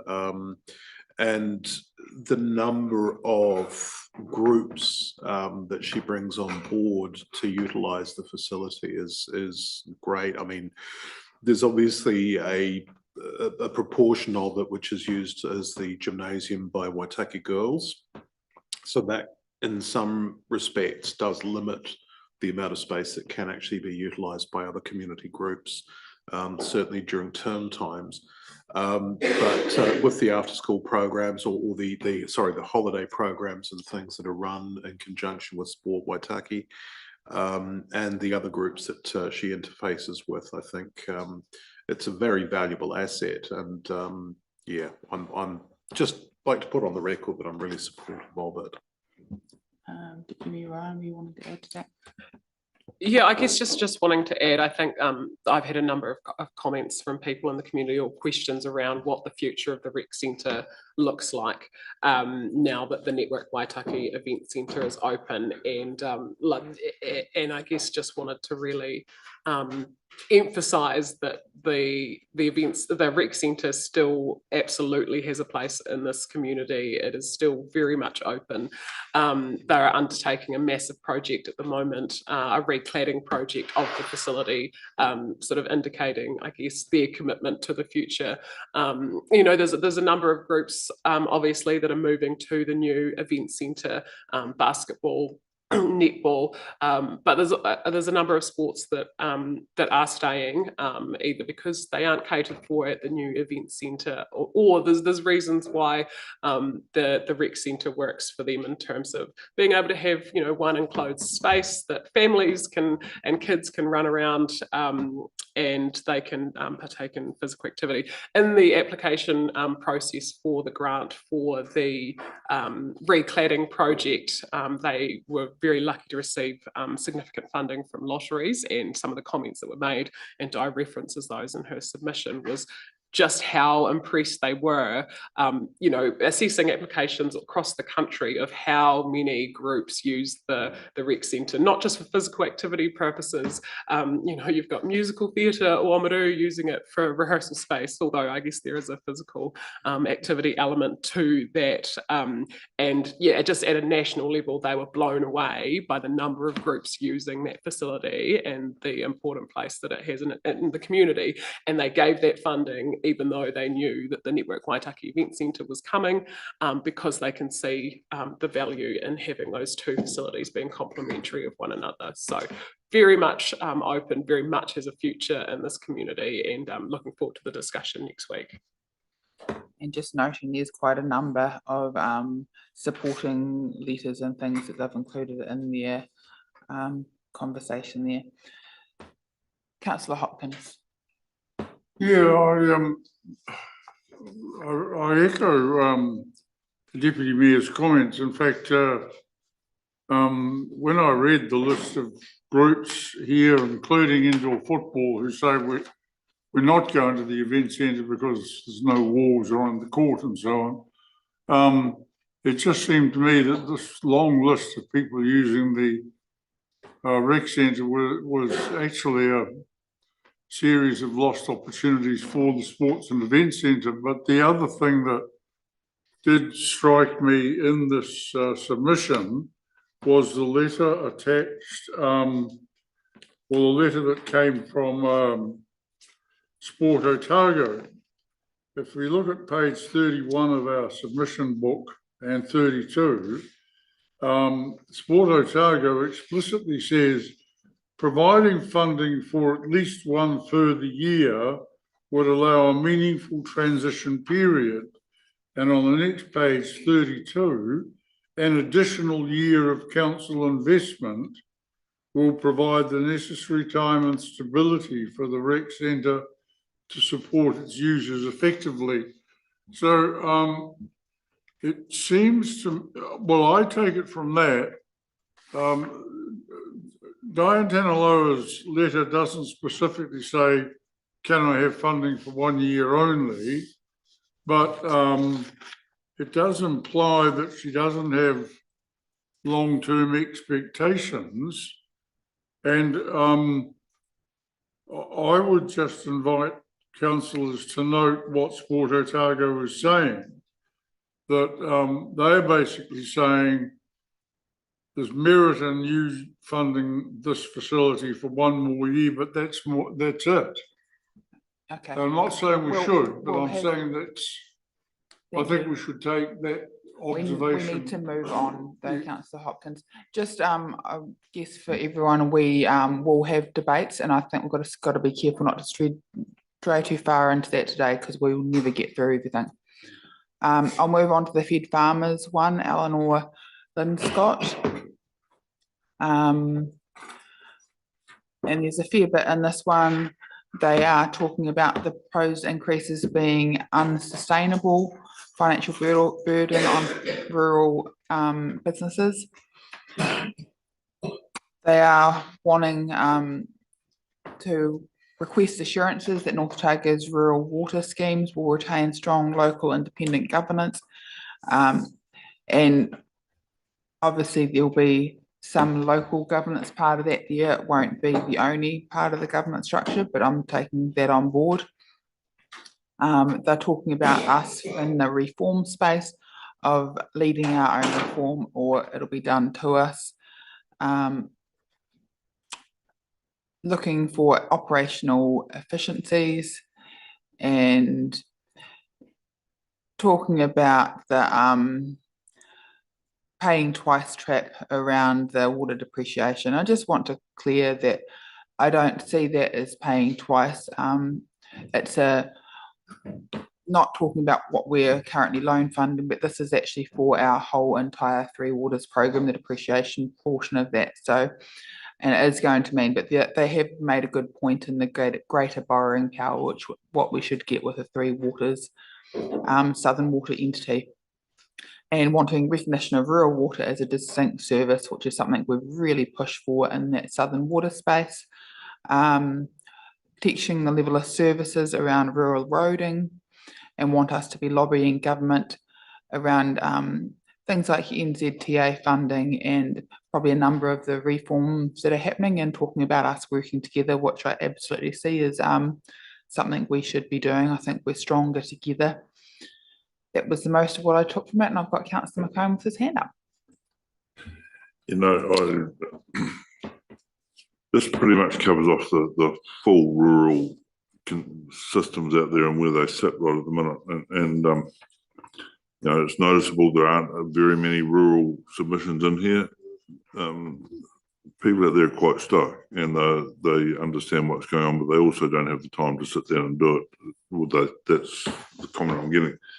But in particular, I really take on board, and something that we should all take on board is number 9 on the, which is, and it's again, they quote Minister Bishop, our message to council is simple: lead your own reform, or we will do it for you. As part of that in there, that I think we need to take it.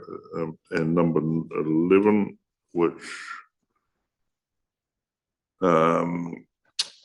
talks about affordability and budget for internal operation deficiencies, and 14, which to spread the cost fairly across the rates increase of the systems we must use rather than the capital value system that can be used. I think it's a very good submission. That is a good submission, you're right. Oh, I got that I need to do. Was there anything else in the Federated Farmers submission? Right, we'll move forward. I'm just scrolling here, sorry. To Jennifer Lamb from Alcohol Health Watch. Sorry, I did want to ask one question in relation to the rural schemes and the appointment of the rural representative to the board of, or the advisory board of Southern Waters. Where are we at with that? Have we identified any possible people that we can propose to the other contributing councils or participating councils? What's the story there, please? Councillor Slack. At the moment, I'm not aware of any directors that have been proposed or suggested at all. I briefly met with the chair of our Stakeholders Rivers Club, Mayor Jock Martin, yesterday in Clutha, which was very informal. It was around a cup of coffee in a cafe. It did briefly come up. I did understand from him that the current chair, which is Bruce Gemmell, is looking around for suitable candidates, but in the end that will be a decision for the stakeholder reference group, of which Mayor Tavendale and myself are part. And I would imagine that any suggestion of a director that would be proposed by us would also go for considerations for other councils. So I hope that answers your question, Councillor Hopkins.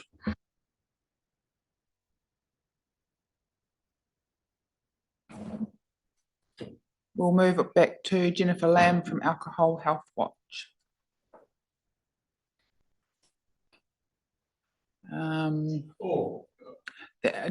She talked about the council's alcohol licensing fee, and basically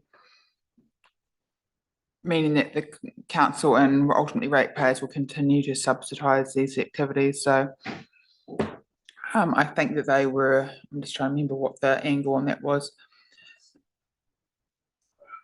Basically saying that, we're not charging enough to cover a lot of the cost and that is falling on ratepayers. Councillor Hopkins. What I was going to suggest, Madam Chair, was as chair of the DLC committee, I would suggest that the council could and should refer this to the DLC for consideration and to bring a report back. But I don't think any change in fees could occur without the matter being considered in more detail. I mean, I'm just not sure she's right about what she says with regard to what we can charge and so on. And I think I'm sure Mr. Cook and our licensing inspector would be able to contribute to the committee some useful information that could in turn be considered by council. Thank you. From memory, we had a Lagoima on this very matter recently. And again, from memory, I believe it showed that we were recovering just over 94% of our costs through fees. Councillor McCone. But again, these guys do a good job and everything else, but they are providing the service and they're charging accordingly for it. And if it doesn't make ends meet, look at the service you're providing. And as far, and I'll be even blunter than I have been lately, the council collects rates for core services, and we have social services that collect tax for this sort of thing. So I don't think this is in our remit, especially considering the economic climate we're in at the minute. Councillor Lewis. Yeah, I would fully support 100% cost recovery on these. It's a cost of doing business, and I think it makes a lot of sense. All right, so a conversation to go into detail probably in another day, but like mentioned by Mr. Cook, a fair bit of it is covered, so we're getting close to that point. So moving on to Tanya Bell, Clifford Day, Heather McGregor, Paul Roy, and Kerry Stevens, who are, it's a Wahimo Community Board submission, just recognising that they weren't able to take this to a meeting, so it doesn't represent the views of all, but they are talking about it being unaffordable, the options, and comfortable to keep depreciation unfunded. And just noting that the tables used, which some of the ones we've used throughout our consultation, are the ones that set in the long-term plan, not the current tables showing how close some of the we are to our debt ceiling, that kind of thing. So I think that's really important to do. There's discussions around the local government cost index and that our prices should align to that. And while understanding that, I think that we're not seeing that updated soon enough to really reflect the true cost that councils are shouldering at the moment. At the end, it's interesting when they're talking about unfunding depreciation, that they're asking the council to stop kicking the can down the road by identifying core council services and projects and trimming budgets accordingly. But no, I appreciate the feedback, and we obviously had them in front of us the other week as well. So we'll move on to Mark Smith from Living Wage Waitaki. And I guess the takeaway for this is, yes, it's not a principle or a policy of council, but a fair portion of our staff is sitting in that space already. And I think there was a mention in another submission around the aquatic centre and how much the staff are paid there. And that's probably the majority of the ones that are sitting below that line. Was there anything else in the living wage submission anyone wanted to talk to? No, well, I'll move on to Mike Collins from Business South, who is essentially talking financial discipline and reducing the rates burden once the water assets transfer, and wanting to strengthen relationship with us, which we're absolutely open to doing and have met with them already. Want to ensure that increases are targeted and justified, and we're looking for efficiencies. And yeah, basically talking about the fact that there was a real mixed view, so they haven't got a lot of strong suggestions because their views given to them by their own business community were a bit mixed, but there was talk about genuine scrutiny on staff medals and consultancy spend. Want to echo concerns from members that central government should be a bit more realistic around compliance standards and do support advocacy in that level. They're highlighting the importance of CBD revitalisation. That was the main I had from that. Councillor Hopkins. Yeah, I note the February 2026 quarterly business survey key findings are quite optimistic, although whether that remains the case now is a moot point. But I do think they make a very valid, well, they're basically saying we're not connecting with them, and they would like to, their surveys of their members, while not forming a view on rates, only rate us as average in terms of our performance, and the proportion of rating council as well on understanding business fell from 30% in 2025 to just 6% in 2026. Businesses are being asked to pay more while feeling valued less. and they want us to strengthen the relationship, and I believe we should make formal endeavours to do exactly that. I think it's a really important relationship that hasn't been nurtured as it could and should have been, and I would respond to this submission by agreeing with them that we're going to take formal steps to strengthen the relationship. I guess Business South hasn't been hugely active within Waitaki in the last few years. They have made a real effort to reach out, and we have met with them and showing, you know, we are absolutely willing to work with them, because I think that's important, and we need to find locally more avenues to strengthen that relationship, because they haven't really been there of late. So that's certainly the discussions we've been having with them. Councillor Lewis. You've actually just said what I was going to say. With the amalgamation of the Employers Association and the Otago Chamber of Commerce to form Business South, it sort of had a bit of a rocky path. And I mean, I was a member, my business was a member, but yeah, it wasn't really doing anything from where I was sitting. So I disconnected, and I know a number of other people did as well. And I think I'm all in favour of actually building a relationship, but there actually has to be, that comes from both sides. So it's good that they've reached out. No, absolutely. But I'll move on to the submissions around the Waitaki Whitestone UNESCO Global Geopark. The first one being from Lindley Brown, Sarah White and Suzanne Butler. And just mentioning that, sorry, this is not a submission on behalf of the Waitaki Whitestone Geopark Trust, so just being clear on that. And just mentioning that while they are disappointed in our decision to not continue, hoping it can be reconsidered in future years, they're not saying to reconsider it this year, and thanking us for what we have supported over the years, and are looking at ensuring we do continue to work together. And they're talking about the work they've done to raise funds for a geopark hub in Oamaru, and want to see us continue to work together, and we're certainly open to doing that.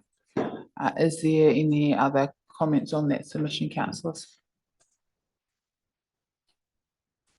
No, right, so, and there's a big list of some of the things that they've been up to, which is great to see. Councillor McCone. Yeah, look, I'd just like to comment the detail going in there and what they have and haven't done, and I think there's a lot of work going on there, so compliments to them for doing so. No, thank you. Councillor Hopkins. I would also like to congratulate the Geopark group and their submission for not relitigating a decision we made last year regarding funding. It was really pleasing to actually see somebody say, look, we're not asking for more money. David Burrell, who is requesting continued council funding, and believes that value of the geopark is far beyond a nice to have.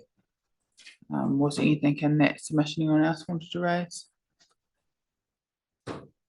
Move on to Faye Ormandy, who has been a massive supporter of Whitestone Geopark and a number of other, or huge number of other activities within Waitaki over the years, acknowledging her work in this space, and wants us to continue supporting the UNESCO Whitestone Geopark. And exactly what our aim is, that so they're respectively urging us to reconsider our decision. Was there anything else? Thank you, Councillor Hopkins. For the record, we are still, and I think there's a reference in one of the submissions somewhere to the fact that we are still supporting Vanished World. And I think there's a line item in the budget this year. Is that correct, Amanda? Right, so we move on to Clane Fleury. So basically questioning putting forward his disapproval of us discontinuing the geopark funding, and just considering the years of work that was taken to get to the point it is today, and not wanting to see that undone. Chloe Searle is wanting us to look at supporting the UNESCO geopark and her collaboration she's done with them in paid and voluntary work. She thinks it's a benefit to the district. Daphne Lee is also supporting continued council funding. And then the University of Otago, who's done a lot of work with the geopark as well, is asking for us to support ongoing funding. Was there anything else in the geopark? Thank you, Councillor Lewis. Just as the council representative on the Geopark Trust, I know the board is doing a lot of work around sustainability, which I think is a key thing, and recognises that going from sort of grant or funding round to funding round doesn't necessarily underpin a sustainable future.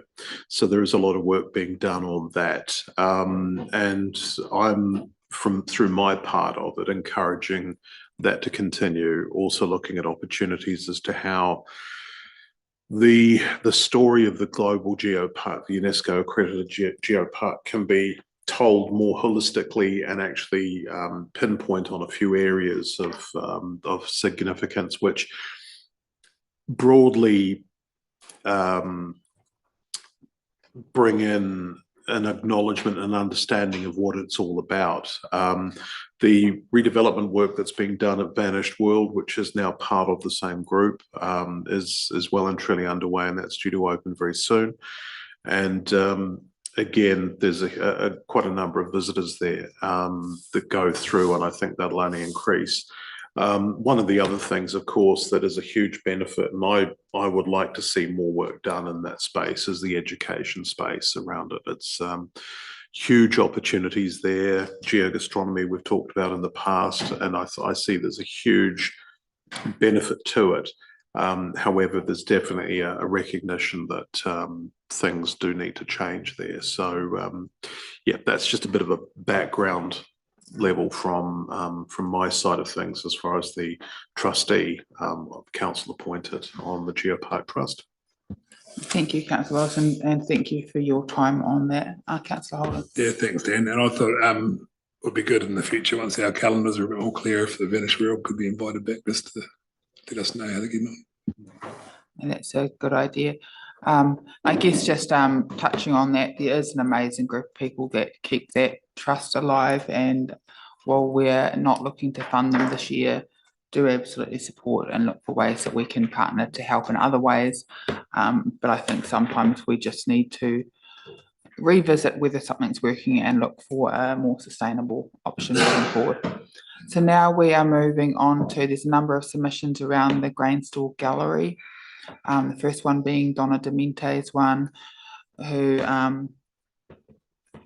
essentially is saying that she doesn't want the Civic Trust to be paying this because her being charged less means others pay more.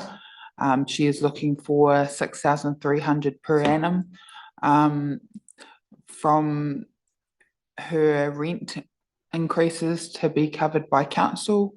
And obviously just recognising that Donna does and has over many years done a huge amount for our art sector and for our harbour area. So absolutely want to acknowledge that, and we will have, we're not going to debate this today, councillors, so I just want to put that on the table for a start. We'll go through and look for some of the topics come up, and if we need any more information from staff and anything. But this is something that we'll make a decision on this time next week. Councillor McCone. No, he doesn't. He wanted to debate. Councillor Hopkins. I accept the point about not debating it today, although I do hope we debate it in public at some point, because Donna herself has chosen to make the matter completely and absolutely public. And but as long as you're not debating today, just checking that. Finish. I am concerned again, and I've raised this matter with regard to some of the other submissions relating to the rates and so on, to matters of misinformation. I mean, it is not correct to say that we designated the precinct area as fully commercial as of 2023. It's just not correct. We last year, when the Civic Trust came to us seeking additional funding, we signalled a general willingness, or might have been actually the year before, 2024, we signalled a general willingness to consider the matter if they would provide us with a business plan. That's all we've ever asked for. And I'm not absolutely sure we've received one as yet. Okay, now you're moving into a different topic again. Well, Councillor the point I'm trying to make is that a number of these people have actually echoed the comment that we've imposed some rule down there, and it is not correct to say that that is what has happened. Now, if people have misunderstood, so be it. If they're misrepresenting us, then we need to challenge that assertion. Thank you. Councillor Holden. I did notice a similar thing through here. A lot of the submissions are saying the same. It looks like there's some sort of template they're using about a commercial designation, but yeah, it would be good to clear up that it's just a ground lease that council have all around the town, the Main Street and Harbour area. So just, I will flick through these because a lot of them are the same. Robert Long does not support ratepayers' money for that. Karen Aitken is in support. Joe Hunter is in support. Paul Trotman is in support. Peter Fleury, writing from Dunedin, is in support. Peter Cleverley does believe that Waitaki District Council with the Historic Places Trust as landlord, I'm guessing meaning the Civic Trust should be providing for Donna and other tenants in the precinct rent-free accommodation facilities, which would be another whole level of spend. Councillor McCona, do you have your hand up there? I was just wondering, again, there's a common theme, but is it actually part of the annual plan? Are we talking about an individual thing as opposed to an overarching thing for the total annual plan, and where we should be looking at for funding if we need to fund it, or where we need to be looking at to actually restructure this whole thing? I think at the end of the day, this has been a big push from our community and we have a number of submissions on it. So I think we need to address those submissions and we need to make a decision on that moving forward. We've been asked something clear within all the submissions that have supported that for the same consistent decision. So where you stand on that decision is something you can share with us next week. No, we're good. And you know, I think it's important that we acknowledge the submissions from our community and do have a place to make that decision. And as Councillor Hopkins' point, yes, we will make that decision in a public space, recognising you know, how we talk about an individual within a public space and being respectful in that space. Councillor Hopkins. One of the things I did note about these submissions was that a quite significant number, I think about between a third and a half of all the people who offered support came from other places, Wanaka, Queenstown, Dunedin, the UK. And I mean, the obvious question arises, to what extent have they, beyond visiting the gallery, to what extent have they supported it through purchase? I mean, there's a lot of other galleries in the precinct. I've bought work from Donna's Gallery. I've bought work from Lucy Gardner's. You know, I think it's part of the debate. Do. So I think, yeah, talking about the submissions from out of town. That's part of the debate because Yes, it's the okay. level of importance All that right, each of us fair choose to enough, put okay. on that. But I do know that there are a significant number of people who've come from other places and make no financial contribution to the costs of operating this district. Understood. So we've got Mary Heenan, who is writing in support of Donna's Gallery. We have, sorry, my things just got lost. Deirdre McNulty writing in support. Jacqueline Foley writing in support. Kathy Jones writing in support. Matthew Trubachofik, sorry, I definitely got that wrong, does believe that it draws him to Wamaru. Charlotte McLaughlin from Dunedin writing in support. Warren Garrett, visitor from the UK, writing in support. Carlos Neva from Wamaru writing in support. Priscilla Martin writing in support. And then we move to, oh, that's Priscilla Martin again, sorry. And she's also writing in support of Whitestone City, remaining open. Angela Gibbs is in support of Donna Demente and Whitestone City and the eyesight. Katrina Douglas is writing in support of Donna Demente's submission. Councillor Lee Vandervis from Dunedin is writing in support of Donna Demente's submission. Robbie Verhoff is writing in support of Donna's submission. Simon Vandersloot is concerned about the position he believes we're putting the Grainsville Gallery in, which is probably, as it's sort of been mentioned, a little bit of an unfair assertion, and does think that us not supporting them rips life support from the historic precinct. Fleur Tudor Oakley is writing in support of Donna Demente's submission. Judith and Ellen Sherman is writing in support and is talking about her hires and hosting of musical performance, and is also concerned about Whitestone City closing. Jules Heathering is writing in support of Donna's Gallery. Matthew Blair is writing in support, and he was from Dunedin. Angela McKenzie lives in Christchurch and is writing in support. David Kilgore, support for Donna's submission. Ian Ford is writing in support.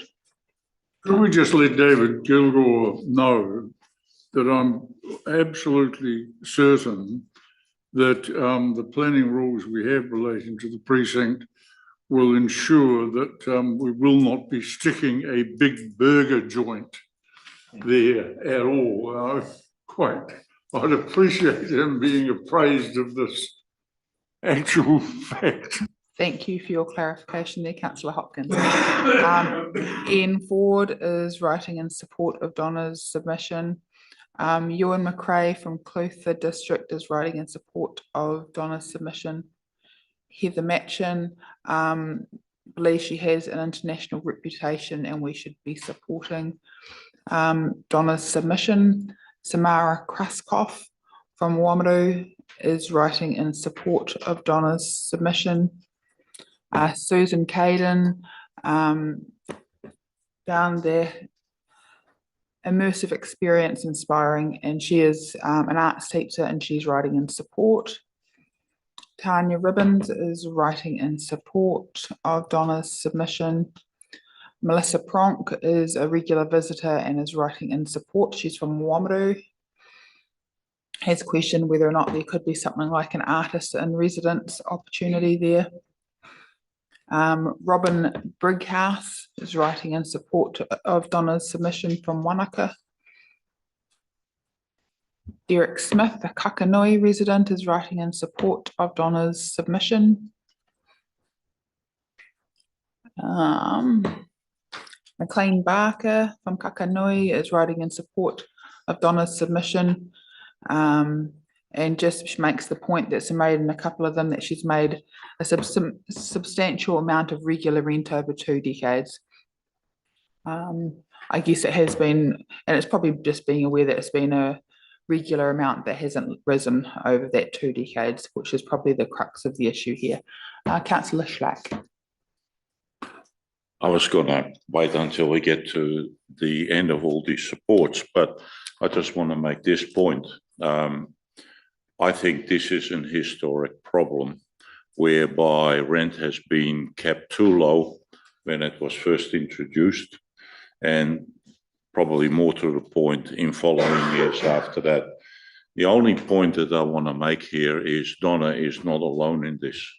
Only yesterday morning, I received a very similar email of another organisation out in Palmerston with a similar thing, as in, your rent is going up from $150 that was put on that organisation in 2005, and next year it's going to be $2,000. I mean, this is an issue that is not only to Donna. I think there is many organisations within our district that are going to be hit with a similar problem. And I would like to ask staff to, before we have the discussions next week, is to actually come up with a list of these organisations, because we as councillors are going to be taken by surprise, I think. And we need to also know that we have enough time, that we are already short of in each meeting, that we're going to have enough time to discuss all these issues. There is a major change coming.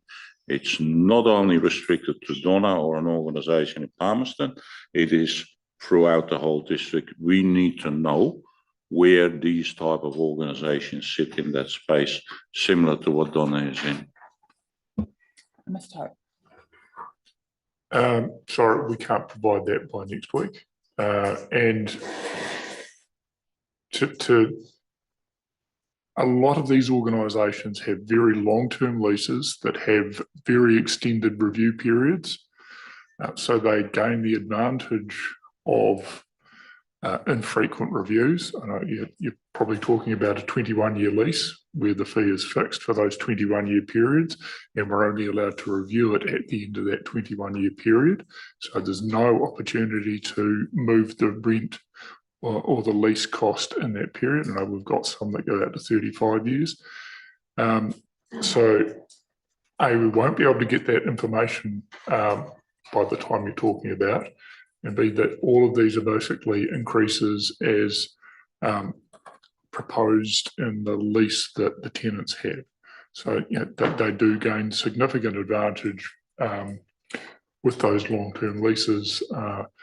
They should be aware that at the end of that period, the rents are likely to increase significantly, and those increases are based on the what is set out in the lease, which is usually a market valuation of usually its underlying land, not the building itself.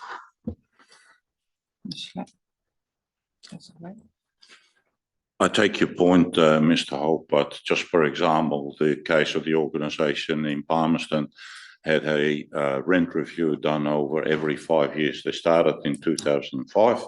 We're now 2026, and that rent has stayed every 5 years at $150 a year. So I think there is work to be done in this space.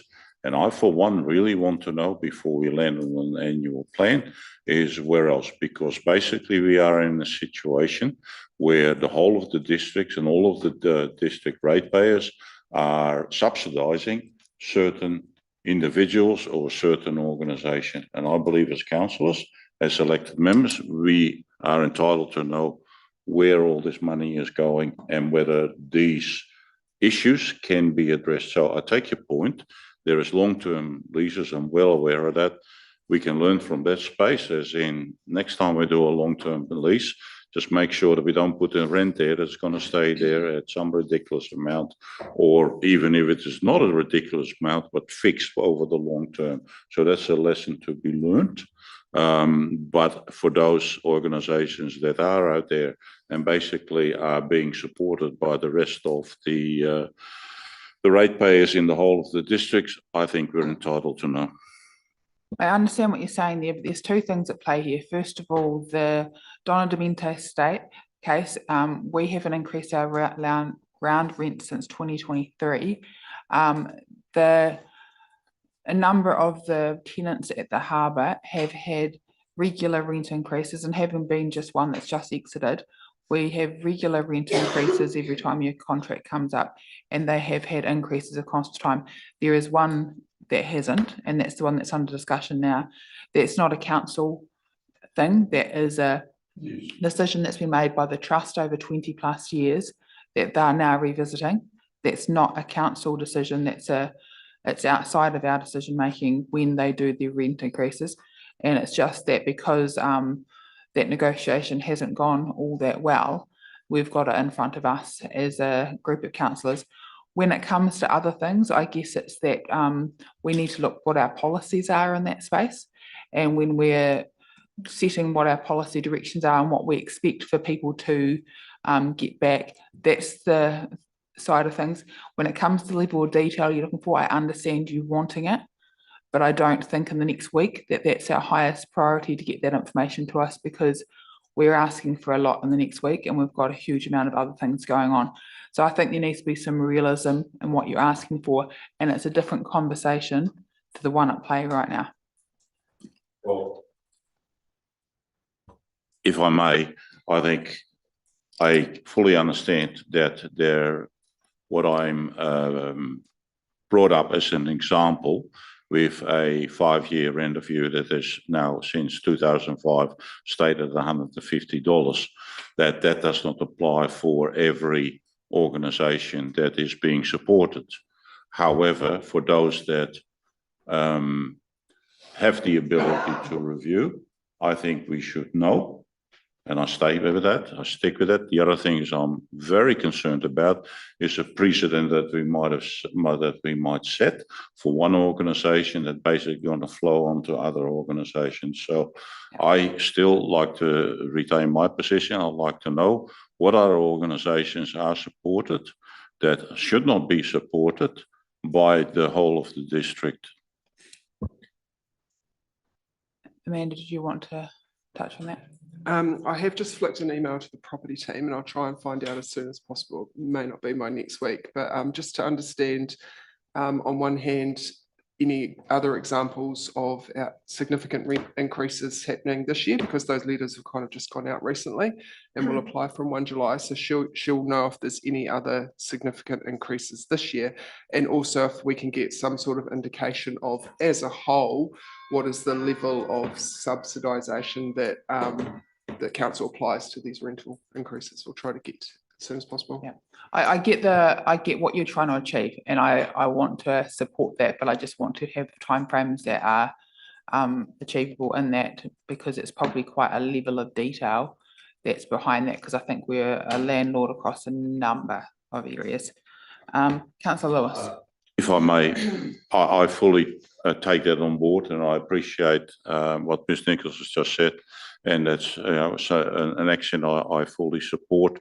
But it is, to me, it is an important issue, and it is really from an all-round perspective, as in how much are individual organisations supported. We have here hundreds of submissions that people say, I can't afford any of this, but in a way they are supporting these type of organizations that I think, from the information that I received, and it can only go by example, they can help themselves, even with help from councils through the application via the Grants Committee, etc., etc.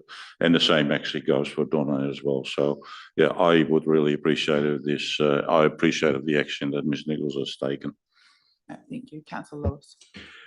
Thanks, Mayor Tamandale. I've had a number of conversations with members of the Whitestone Civic Trust, and I think it's important to recognise that this is actually the Waitaki District Council is not Donna Demente or the Grandstall Gallery's landlord. This is a relationship that is between the Omri Whitestone Civic Trust and Donna.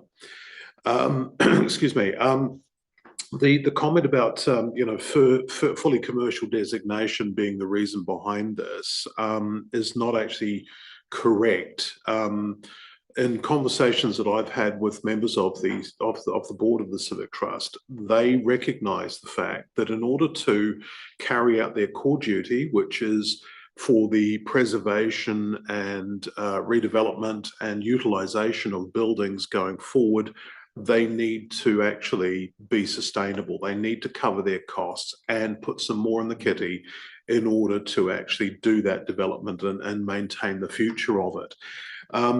Just a further point with regards to this one, this is not actually, Donna's not asking for this to cover her rent, which is a completely different issue. She's asking for this money to cover the operating expenditure, which is something that hasn't been being covered by her in the past.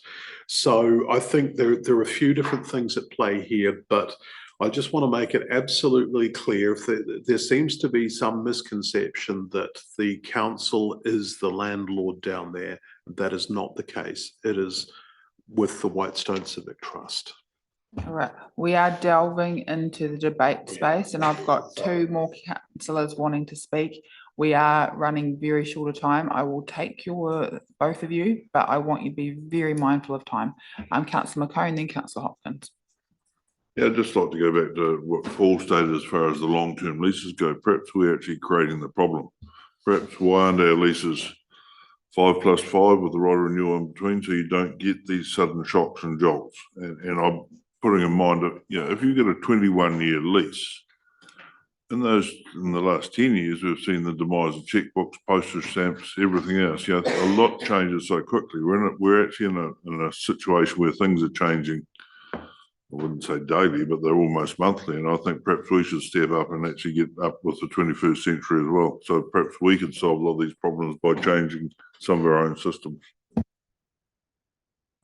Look, I endorse Dan's comments 120%. We both went to the Civic Trust AGM, and I don't have the document in front of me, but I did note that their budget for repairs and maintenance was about 40 or 50,000, and that's for a huge number of buildings that they don't have enough now.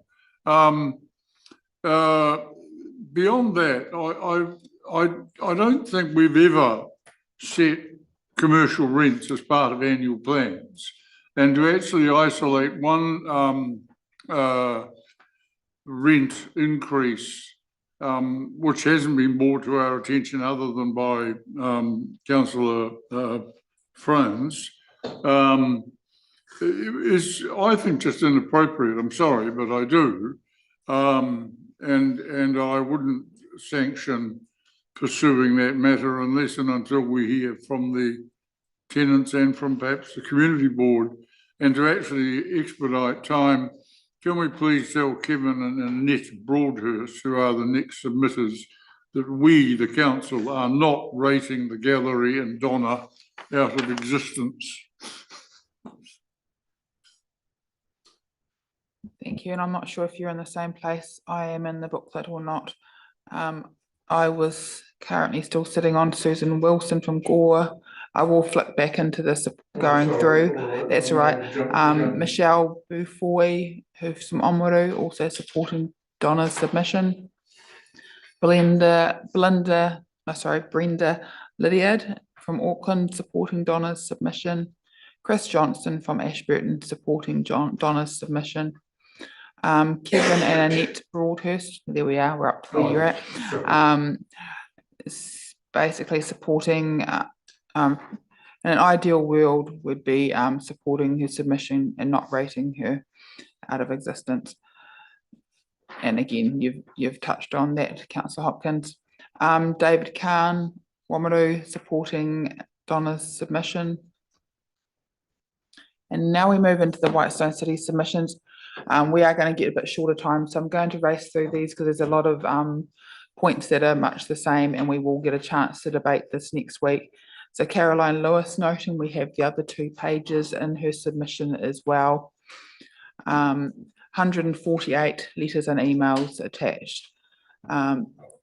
So essentially talking about how it was closed because it made significant losses, and that was propped up then by volunteer work, which we really do appreciate.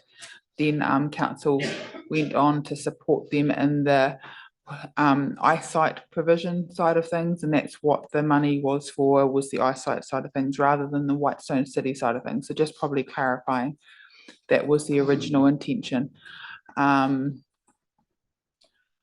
So in 2025, 36,000 visitors, with just over 12,000 of them opting to spend time at Whitestone City. I will take this as read. Councillor Hopkins. I was going to say that it is possible for us to treat these collectively, I think, because you've raised a very valid point. I noticed in the submission supporting Carolyn Lewis that probably about between a third and a half of them identified the museum as a fantastic place to visit and an interactive experience. There were schools saying that children enjoyed it, none of which I would dispute, but it's not why the council invested money up until last year. And it's also worth noting that this was a decision made by the council in 2025, not this year, and it actually didn't generate or trigger any particular objection at the time. We reduced the funding from 150 to 100, advised when it would run out, and in my view, there is an issue that this matter should have been challenged or contested last year, not now.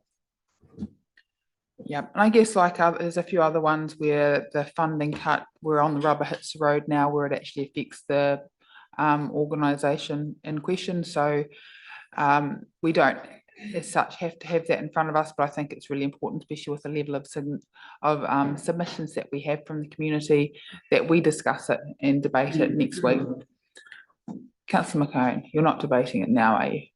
Good. We will leave the debate on this to next week. Councillor Lewis. I followed up with Carolyn subsequent to her presentation to us, and I just asked the question, if funding were available for either Whitestone City or the Information Centre, which would she choose? And she responded that if this funding is secured, then Whitestone City sharing the same building can also continue and will bring in further income itself to support the 2 operations overall. She goes on to say it's a synergy that makes sense both financially and practically. The Oamaru and Waitaki Visitor Information Centre and Whitestone City complement each other in the service and experience they provide to visitors and the local community stroke economy. So really it's not an either or. I just wanted to put that out there because I think something we do need to bear in mind is if there was some funding for example, the Information Centre, Whitestone City as it stands is a big building. There's a lot of expense and operational sides of things there.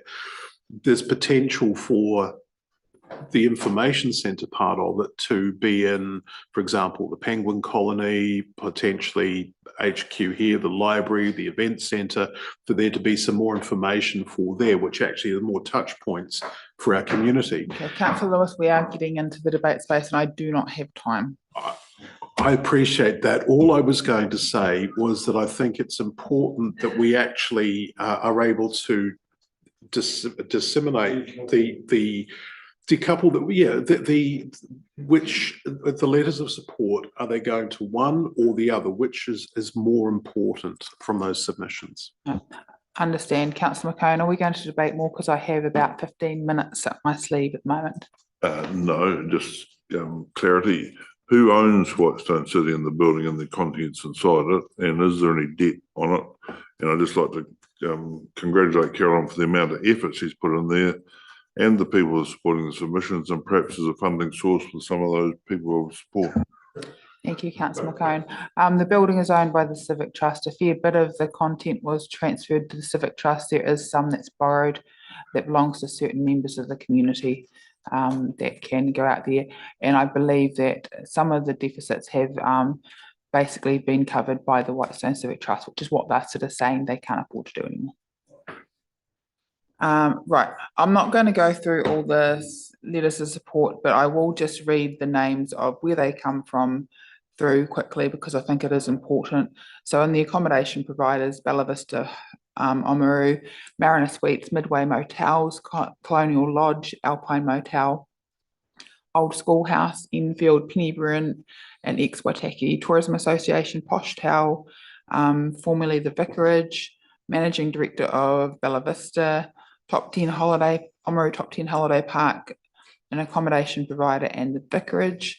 Under businesses, support from Annabelle Berry, Creative Co, Buggy Robot, Cycle Journeys, Presence on Harbour, Hope Legal, LJ Hooker, McLean & Co, Moke, William B, the Movement Hub, Presence on Harbour, Purple Sprouting, Salenzo Pottery, New Zealand Whisky Company, Whitestone Cheese, Cycle Journeys, Ink Designs, River Tea Wines, Temptations Bakery, Whitestone Funerals, Oamaru Textile Emporium, Grandstill Gallery, The Calpery, Flying Penguin, Presence on Harbour again, and Grafted Project. Under hospitality providers, Collective Cafe, Craftworks Brewery, Kachina, Del Mar and Tea Street, Riverstone Kitchen and Burger Baby, which is also accommodation. Under the tourism operators, Gold Club Tours, Tour Coach Driver from Johnson's Coach Lines, AP Touring, Tourism Waitaki, Gold Club Tours, Tourism Waitaki. Just note that they decided to pass the information centre on to council because they didn't see it was viable in the long term. Overseas travel, adventure travel, Steampunk HQ, Waitaki Walking Tours, Whitestone Walking Tours, sorry, they're all Whitestone Walking Tours, tour guide from Christchurch and tour consultant, Age Concern for community groups, Age Concern South Canterbury, Waitaki Multicultural and Bigger Picture, event organisers, Oamaru Victorian Heritage Celebrations, Steampunk New Zealand, Heritage Advocates, Heritage New Zealand Historian, Tohu Whenua, Historian Wuhu Timaru, Heritage Researcher and Writer. Under Museum Educators, Hokitika Museum and South Canterbury Museum, Overseas Visitors, German Visitor and Family Travel Blogger, Australian Tour Group Visitor, Far North Queenstown Visitor, Queensland, USA, UK and Australia. Schools and Educators, Art Gown, Papakayo, Best Start, Oscar at Fenwick, Waitaki Boys, Woodbury School, St Joseph's School and the Wai Wamaru. Venue hire for private events from Canterbury, Wellington, Australia and Carterton. And then a number of Waitaki locals, which I won't read that list out because it will take some time. Other places, people from other places as well. Staff from the Waitaki Visitor Centre and Whitestone City. And then she's got the visitors book that she's attached as well. So we'll move past that and we will get a chance to debate that next week. So now I'll move us on to page 270 on booklet 3, which I don't know what that is in everyone's longer booklet. Yeah, so Angela Murray, who is talking about a 27% increase and opposing the proposed closure of Whitestone City. Andy Yeoman, support funding It's at the back of book 3, Andy Yeoman, who wants to support Whitestone City and suggests removing the funding from the Geopark, which is the current the way our plan is operating. Heather Knox thinks it's unwise for us to remove the funding from the Visitors Centre in Whitestone City. That's the end of that booklet. So then I will move to, we have an extra lot of booklets. I'm not sure if everyone got these. They were handed out last week of the ones that were missed out of the 3 booklets. I will go through these on paper now. So starting with Kerry Bleach, who was looking at 19%. Moving on to Andrew Holasansky, who talks about the council's basically moving from no debt to being very close to its debt ceiling that needs to be addressed. He's talking about a reworked version of option 2 being the 45, but basically having a 27% increase over 2 years. Wanting regular, clear and accessible financial updates as far as our transparency goes, and an understanding of where the money for transformation was spent and what the results of that were. Was there any other comments on that one? Just a quick question. Sorry, I didn't quite hear you. Are you talking about Mr. Pawazinski's submission? Yes, we are. I just raised a point. I think he submitted in one of the earlier books as well. And I did raise this matter previously whether we would accept 2. So I'm just asking officers to double check if this submission is from the same person as I think we already heard from. That's fine, that can be checked. On to Jan Meikle, who wants us tightening the belt. Was concerned about some of the new positions that have been advertised and wants us to question whether or not those positions are warranted. Leanne Scotty is writing in support of Donna Demente's submission. Gareth Mitchell is looking for staffing reductions. All the options are unacceptable and no more loaning money was one of the comments that he made in his submission. Kenneth Mitchell didn't support any of the rates increases. He believes that we need to be revisiting our long-term plan as our key input costs and assumptions have changed, and that we are inviting the minister to appoint a commissioner. I would hope that we are not. We are working to try and stabilise things so that we do not. This is something that came through on a few of these ones, which was that rates should not be used for capital expenditure, only operations and maintenance. And I guess in the water services space, that's just not practical. And I'm not sure how you think we do get the capital projects covered when a lot of them have got limited depreciation collected for them at this stage, and we have increases in what we have to provide. So it came through a wee bit, and it's it really doesn't connect in my mind as to how you might even cover that off within the legislative environment we're working in, especially around water. Councillor Hopkins. Yeah, just a question. I noticed at the end of his submission, Ken raises the point about placing our water assets in a 100% consumer trust, not a community trust.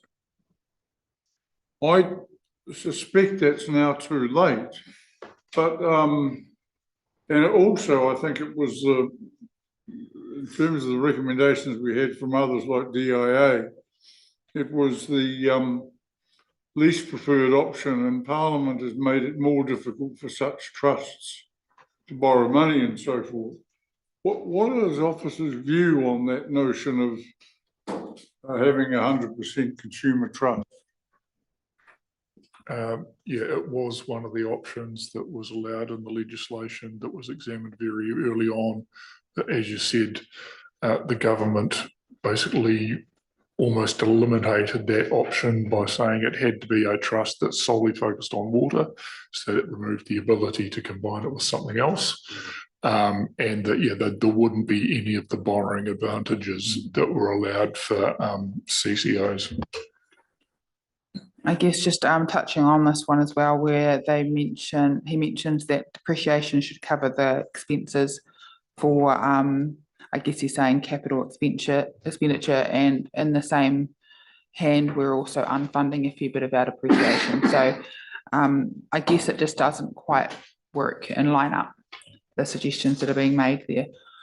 For Paula Edwards, she strongly urges us to continue funding Whitestone City or tourism information, does not support extending the paid parking areas. Councillor Hopkins. Very quick question again to Paul. I know we've got a CBD rate, business rate.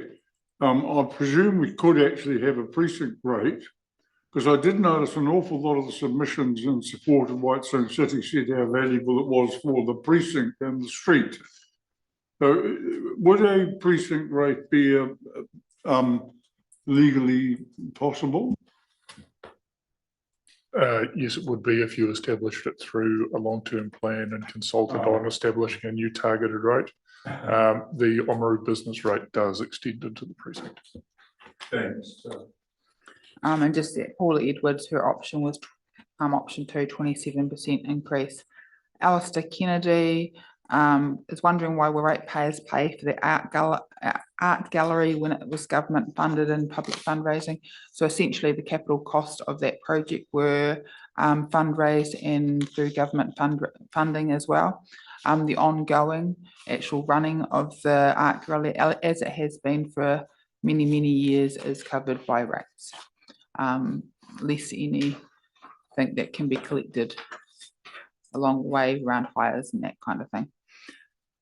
Sam Edwards has put up for 27%. He says 19% is saying we're happy with the status quo. And then he was saying that the information centre on Harbour Street needs to be funded to remain open, and brought up the fact that we're looking at UNESCO heritage status and landmark status, that kind of thing, and that having removing our information centre from the harbour area doesn't make sense at this time. Maureen Smith essentially said that the 3 options are all unaffordable. Catherine Ann Willits, council is a service provider, nothing more. Doesn't want us to expand into commercial enterprises, and I guess that's where there's an issue that we can't find anything else outside of ratepayers funding to support any ongoing costs if we don't look at other ways of recuperating that cost. Don't get to own airports is in there as well. Just recognising by land status we're not allowed to sell our airport, and what we're trying to do through that is to find a way of the airport activity washing its own face, and that's a conversation we're certainly having at council, because we don't believe it should be ongoing funded by ratepayers, but it certainly is owned by the council. Was there anything else in that submission, councillors? Tennille Robb chose 19%, option 1. Jen chose option 1, but did question sending out multiple staff to do one person's job, and does worry that transformation has meant the loss of some highly skilled staff. Just a quick comment on that, because this was something that popped up in another one with regards to dog control for a responsible dog owner. I think I'm right in saying that it's a safety reason why people go out to properties in pairs for those things, because there have been incidences in the past. So on the surface of it, it may seem like an overreach on resources, but there is a reason behind it. You know, I think we do need to be mindful about the health and safety side of things with risk for our staff. Moving on to Jenny Gibson, who's chosen option 1, but did say she didn't agree with that either. There's no agreeable increase when you start acting like a business and cut jobs. Natalie Carpenter has chosen 19%, but said it's absolutely crippling, and has talked about considering moving.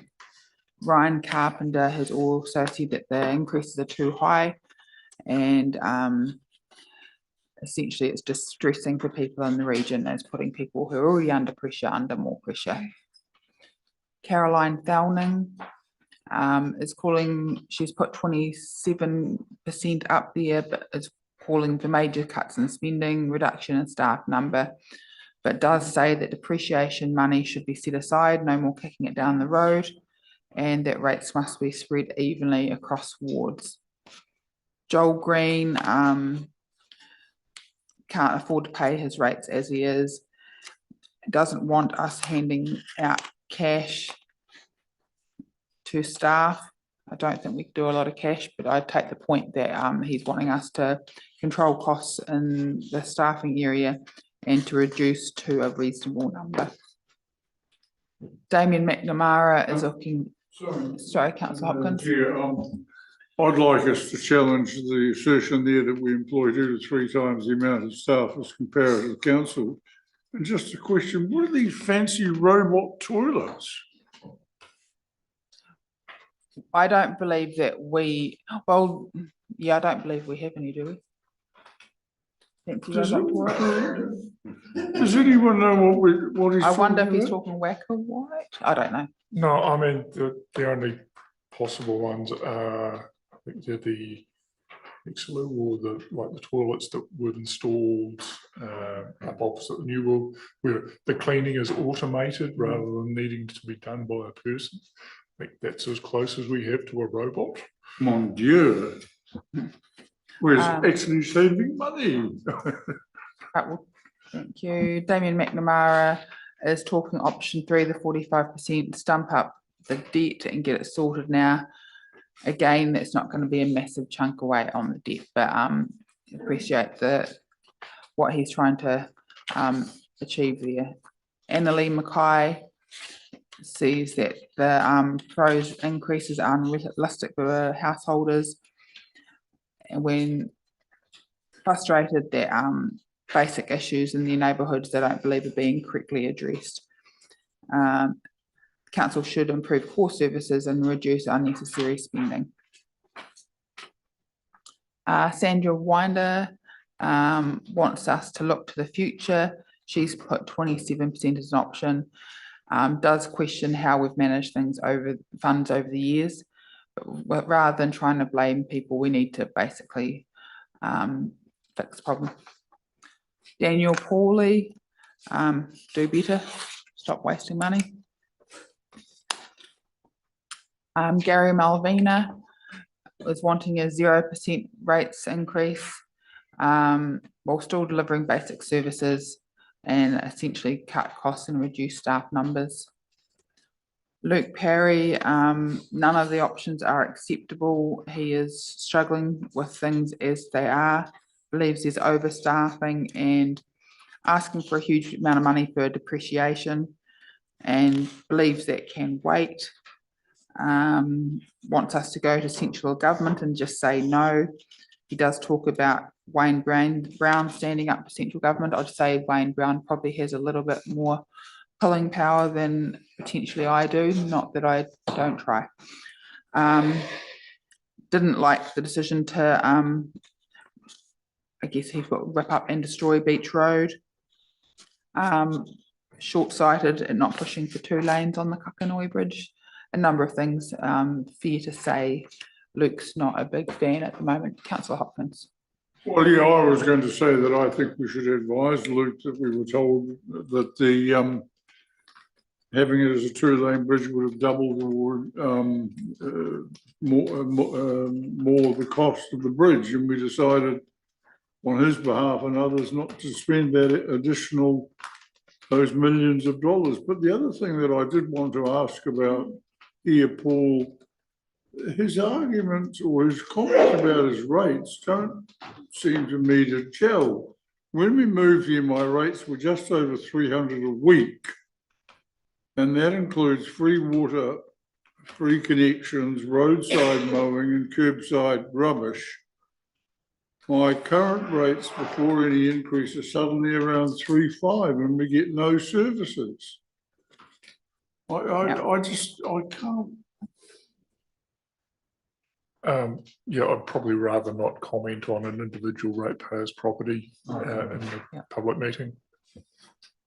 So move on to Lynn Sinclair, who wants to know who has the last say on spending within council.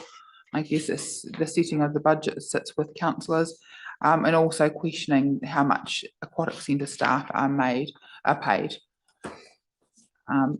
Finally, in this booklet is. Sorry, I just want a question here. There's a reference in here to something that I've not heard about and has not been brought to our attention in the report. Just like the roading team put up a wire fence down on Beach Road and no safety banners, I presume barriers, until two really serious bike accidents happen and one person is flown to Christchurch Hospital by helicopter. Is that correct? I believe there was an incident, Mr. Cook. Yes, we became aware of the two instances recently when the latter one was reported to us. The gentleman cycling his bike rode into the fence that was put up to protect the edge of Beach Road where it's eroding away, and he did come off and sustain some fairly serious injuries. And officers are dealing with him and any compensation claim that he's making. I think you're fair to say that that's being looked at as to how we rectify that health and safety issue we have. Josephine Bray is proposing 9%, is questioning also job applications and is also questioning the grandstand. Now, if we move to, we have a report from staff around the consideration. At the back of that report, all right, who does see that? Somewhere in this report, there was some late submissions. Separate one. I've got a pile here somewhere. Here we go. There's a very small number of late submissions. I'm going to suggest that we just take them into account. We've got them in front of us, and any time we hear from our community, I think we should welcome feedback. So I'm going to just walk my way through them. I'm not sure if everyone's got them in front of them or not.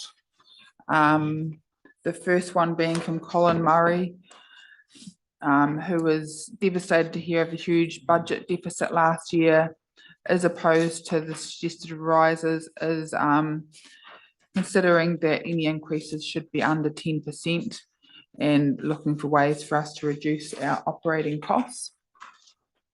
Brenda Mehill, who has written from Invercargill in support of Donna Demente's submission. It's not too many to go through here. We've got Fraser Lurie, who is an Oamaru resident, supporting Donna Demente's submission. And then finally, we have Tanea Kelly, who submits for option 3 and apologises. She had a cold and that's why she's late with her submission. So that is us getting through them all. I guess just to wrap up today's session, because we are out of time, next week when we do discuss these, we will be discussing the overall numbers we're looking at. That's going to have to feed into what the projects are. We've got a number in front of us that are ones with financial input, that being your NOSLAM and Easter Target catchment, which is a $10,000 fund support, or 2 lots of 10,000, one for each of the organisations. There's a $90,000, which is the same as previous funding amounts for the Waitaki Rec Centre.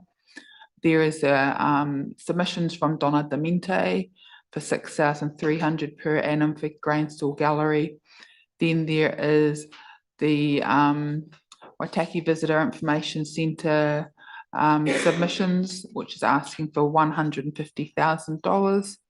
And the last one is the letters of support received from people on Whitestone Geopark. that the previous amount, there's no amount stated in the submissions, but the previous amount that was on there was 200,000. So I will be suggesting that they're the ones that are the decision points for us. With that, there will also be some suggestions of where there could be some savings found and other things that need to come to our attention to make decisions on for that one. So we'll be able to land on a number of directions for staff, and then the next time we have it in front of us will be us approving our annual plan. Is that about right, Mandy? Is there anything else to add to that? I'll just let you know that we will aim to have the report for the key directions finished tomorrow. We probably won't have a chance to get that completed fully today, but we'll aim to get that to Arlene and Alison tomorrow to go into the agenda for Tuesday's meeting. So apologies if that's going to be late, but obviously that needed today's discussion to complete that. So anything else? All right, Councillor Hopkins. Yeah, so we're looking at the attachment number 2, I think is that correct? And again, I should have asked this before, and forgive me if it's been mentioned because I've been struggling with my technology, but was the 90,000 for the recreation centre not included in this year's budget? It was included in this year's budget, 2026, but not in 27 and beyond. We took it out in the long-term plan. So it's a conversation we will have No, next that's week fine. to decide on whether or not we add that back in or not. So essentially I will call this meeting to a close. Thank you all for your time. I know it's taken a bit longer, but I think it's important to spend the right amount of time on submissions, and we will make some decisions next week. So anyone watching, thank you for being here.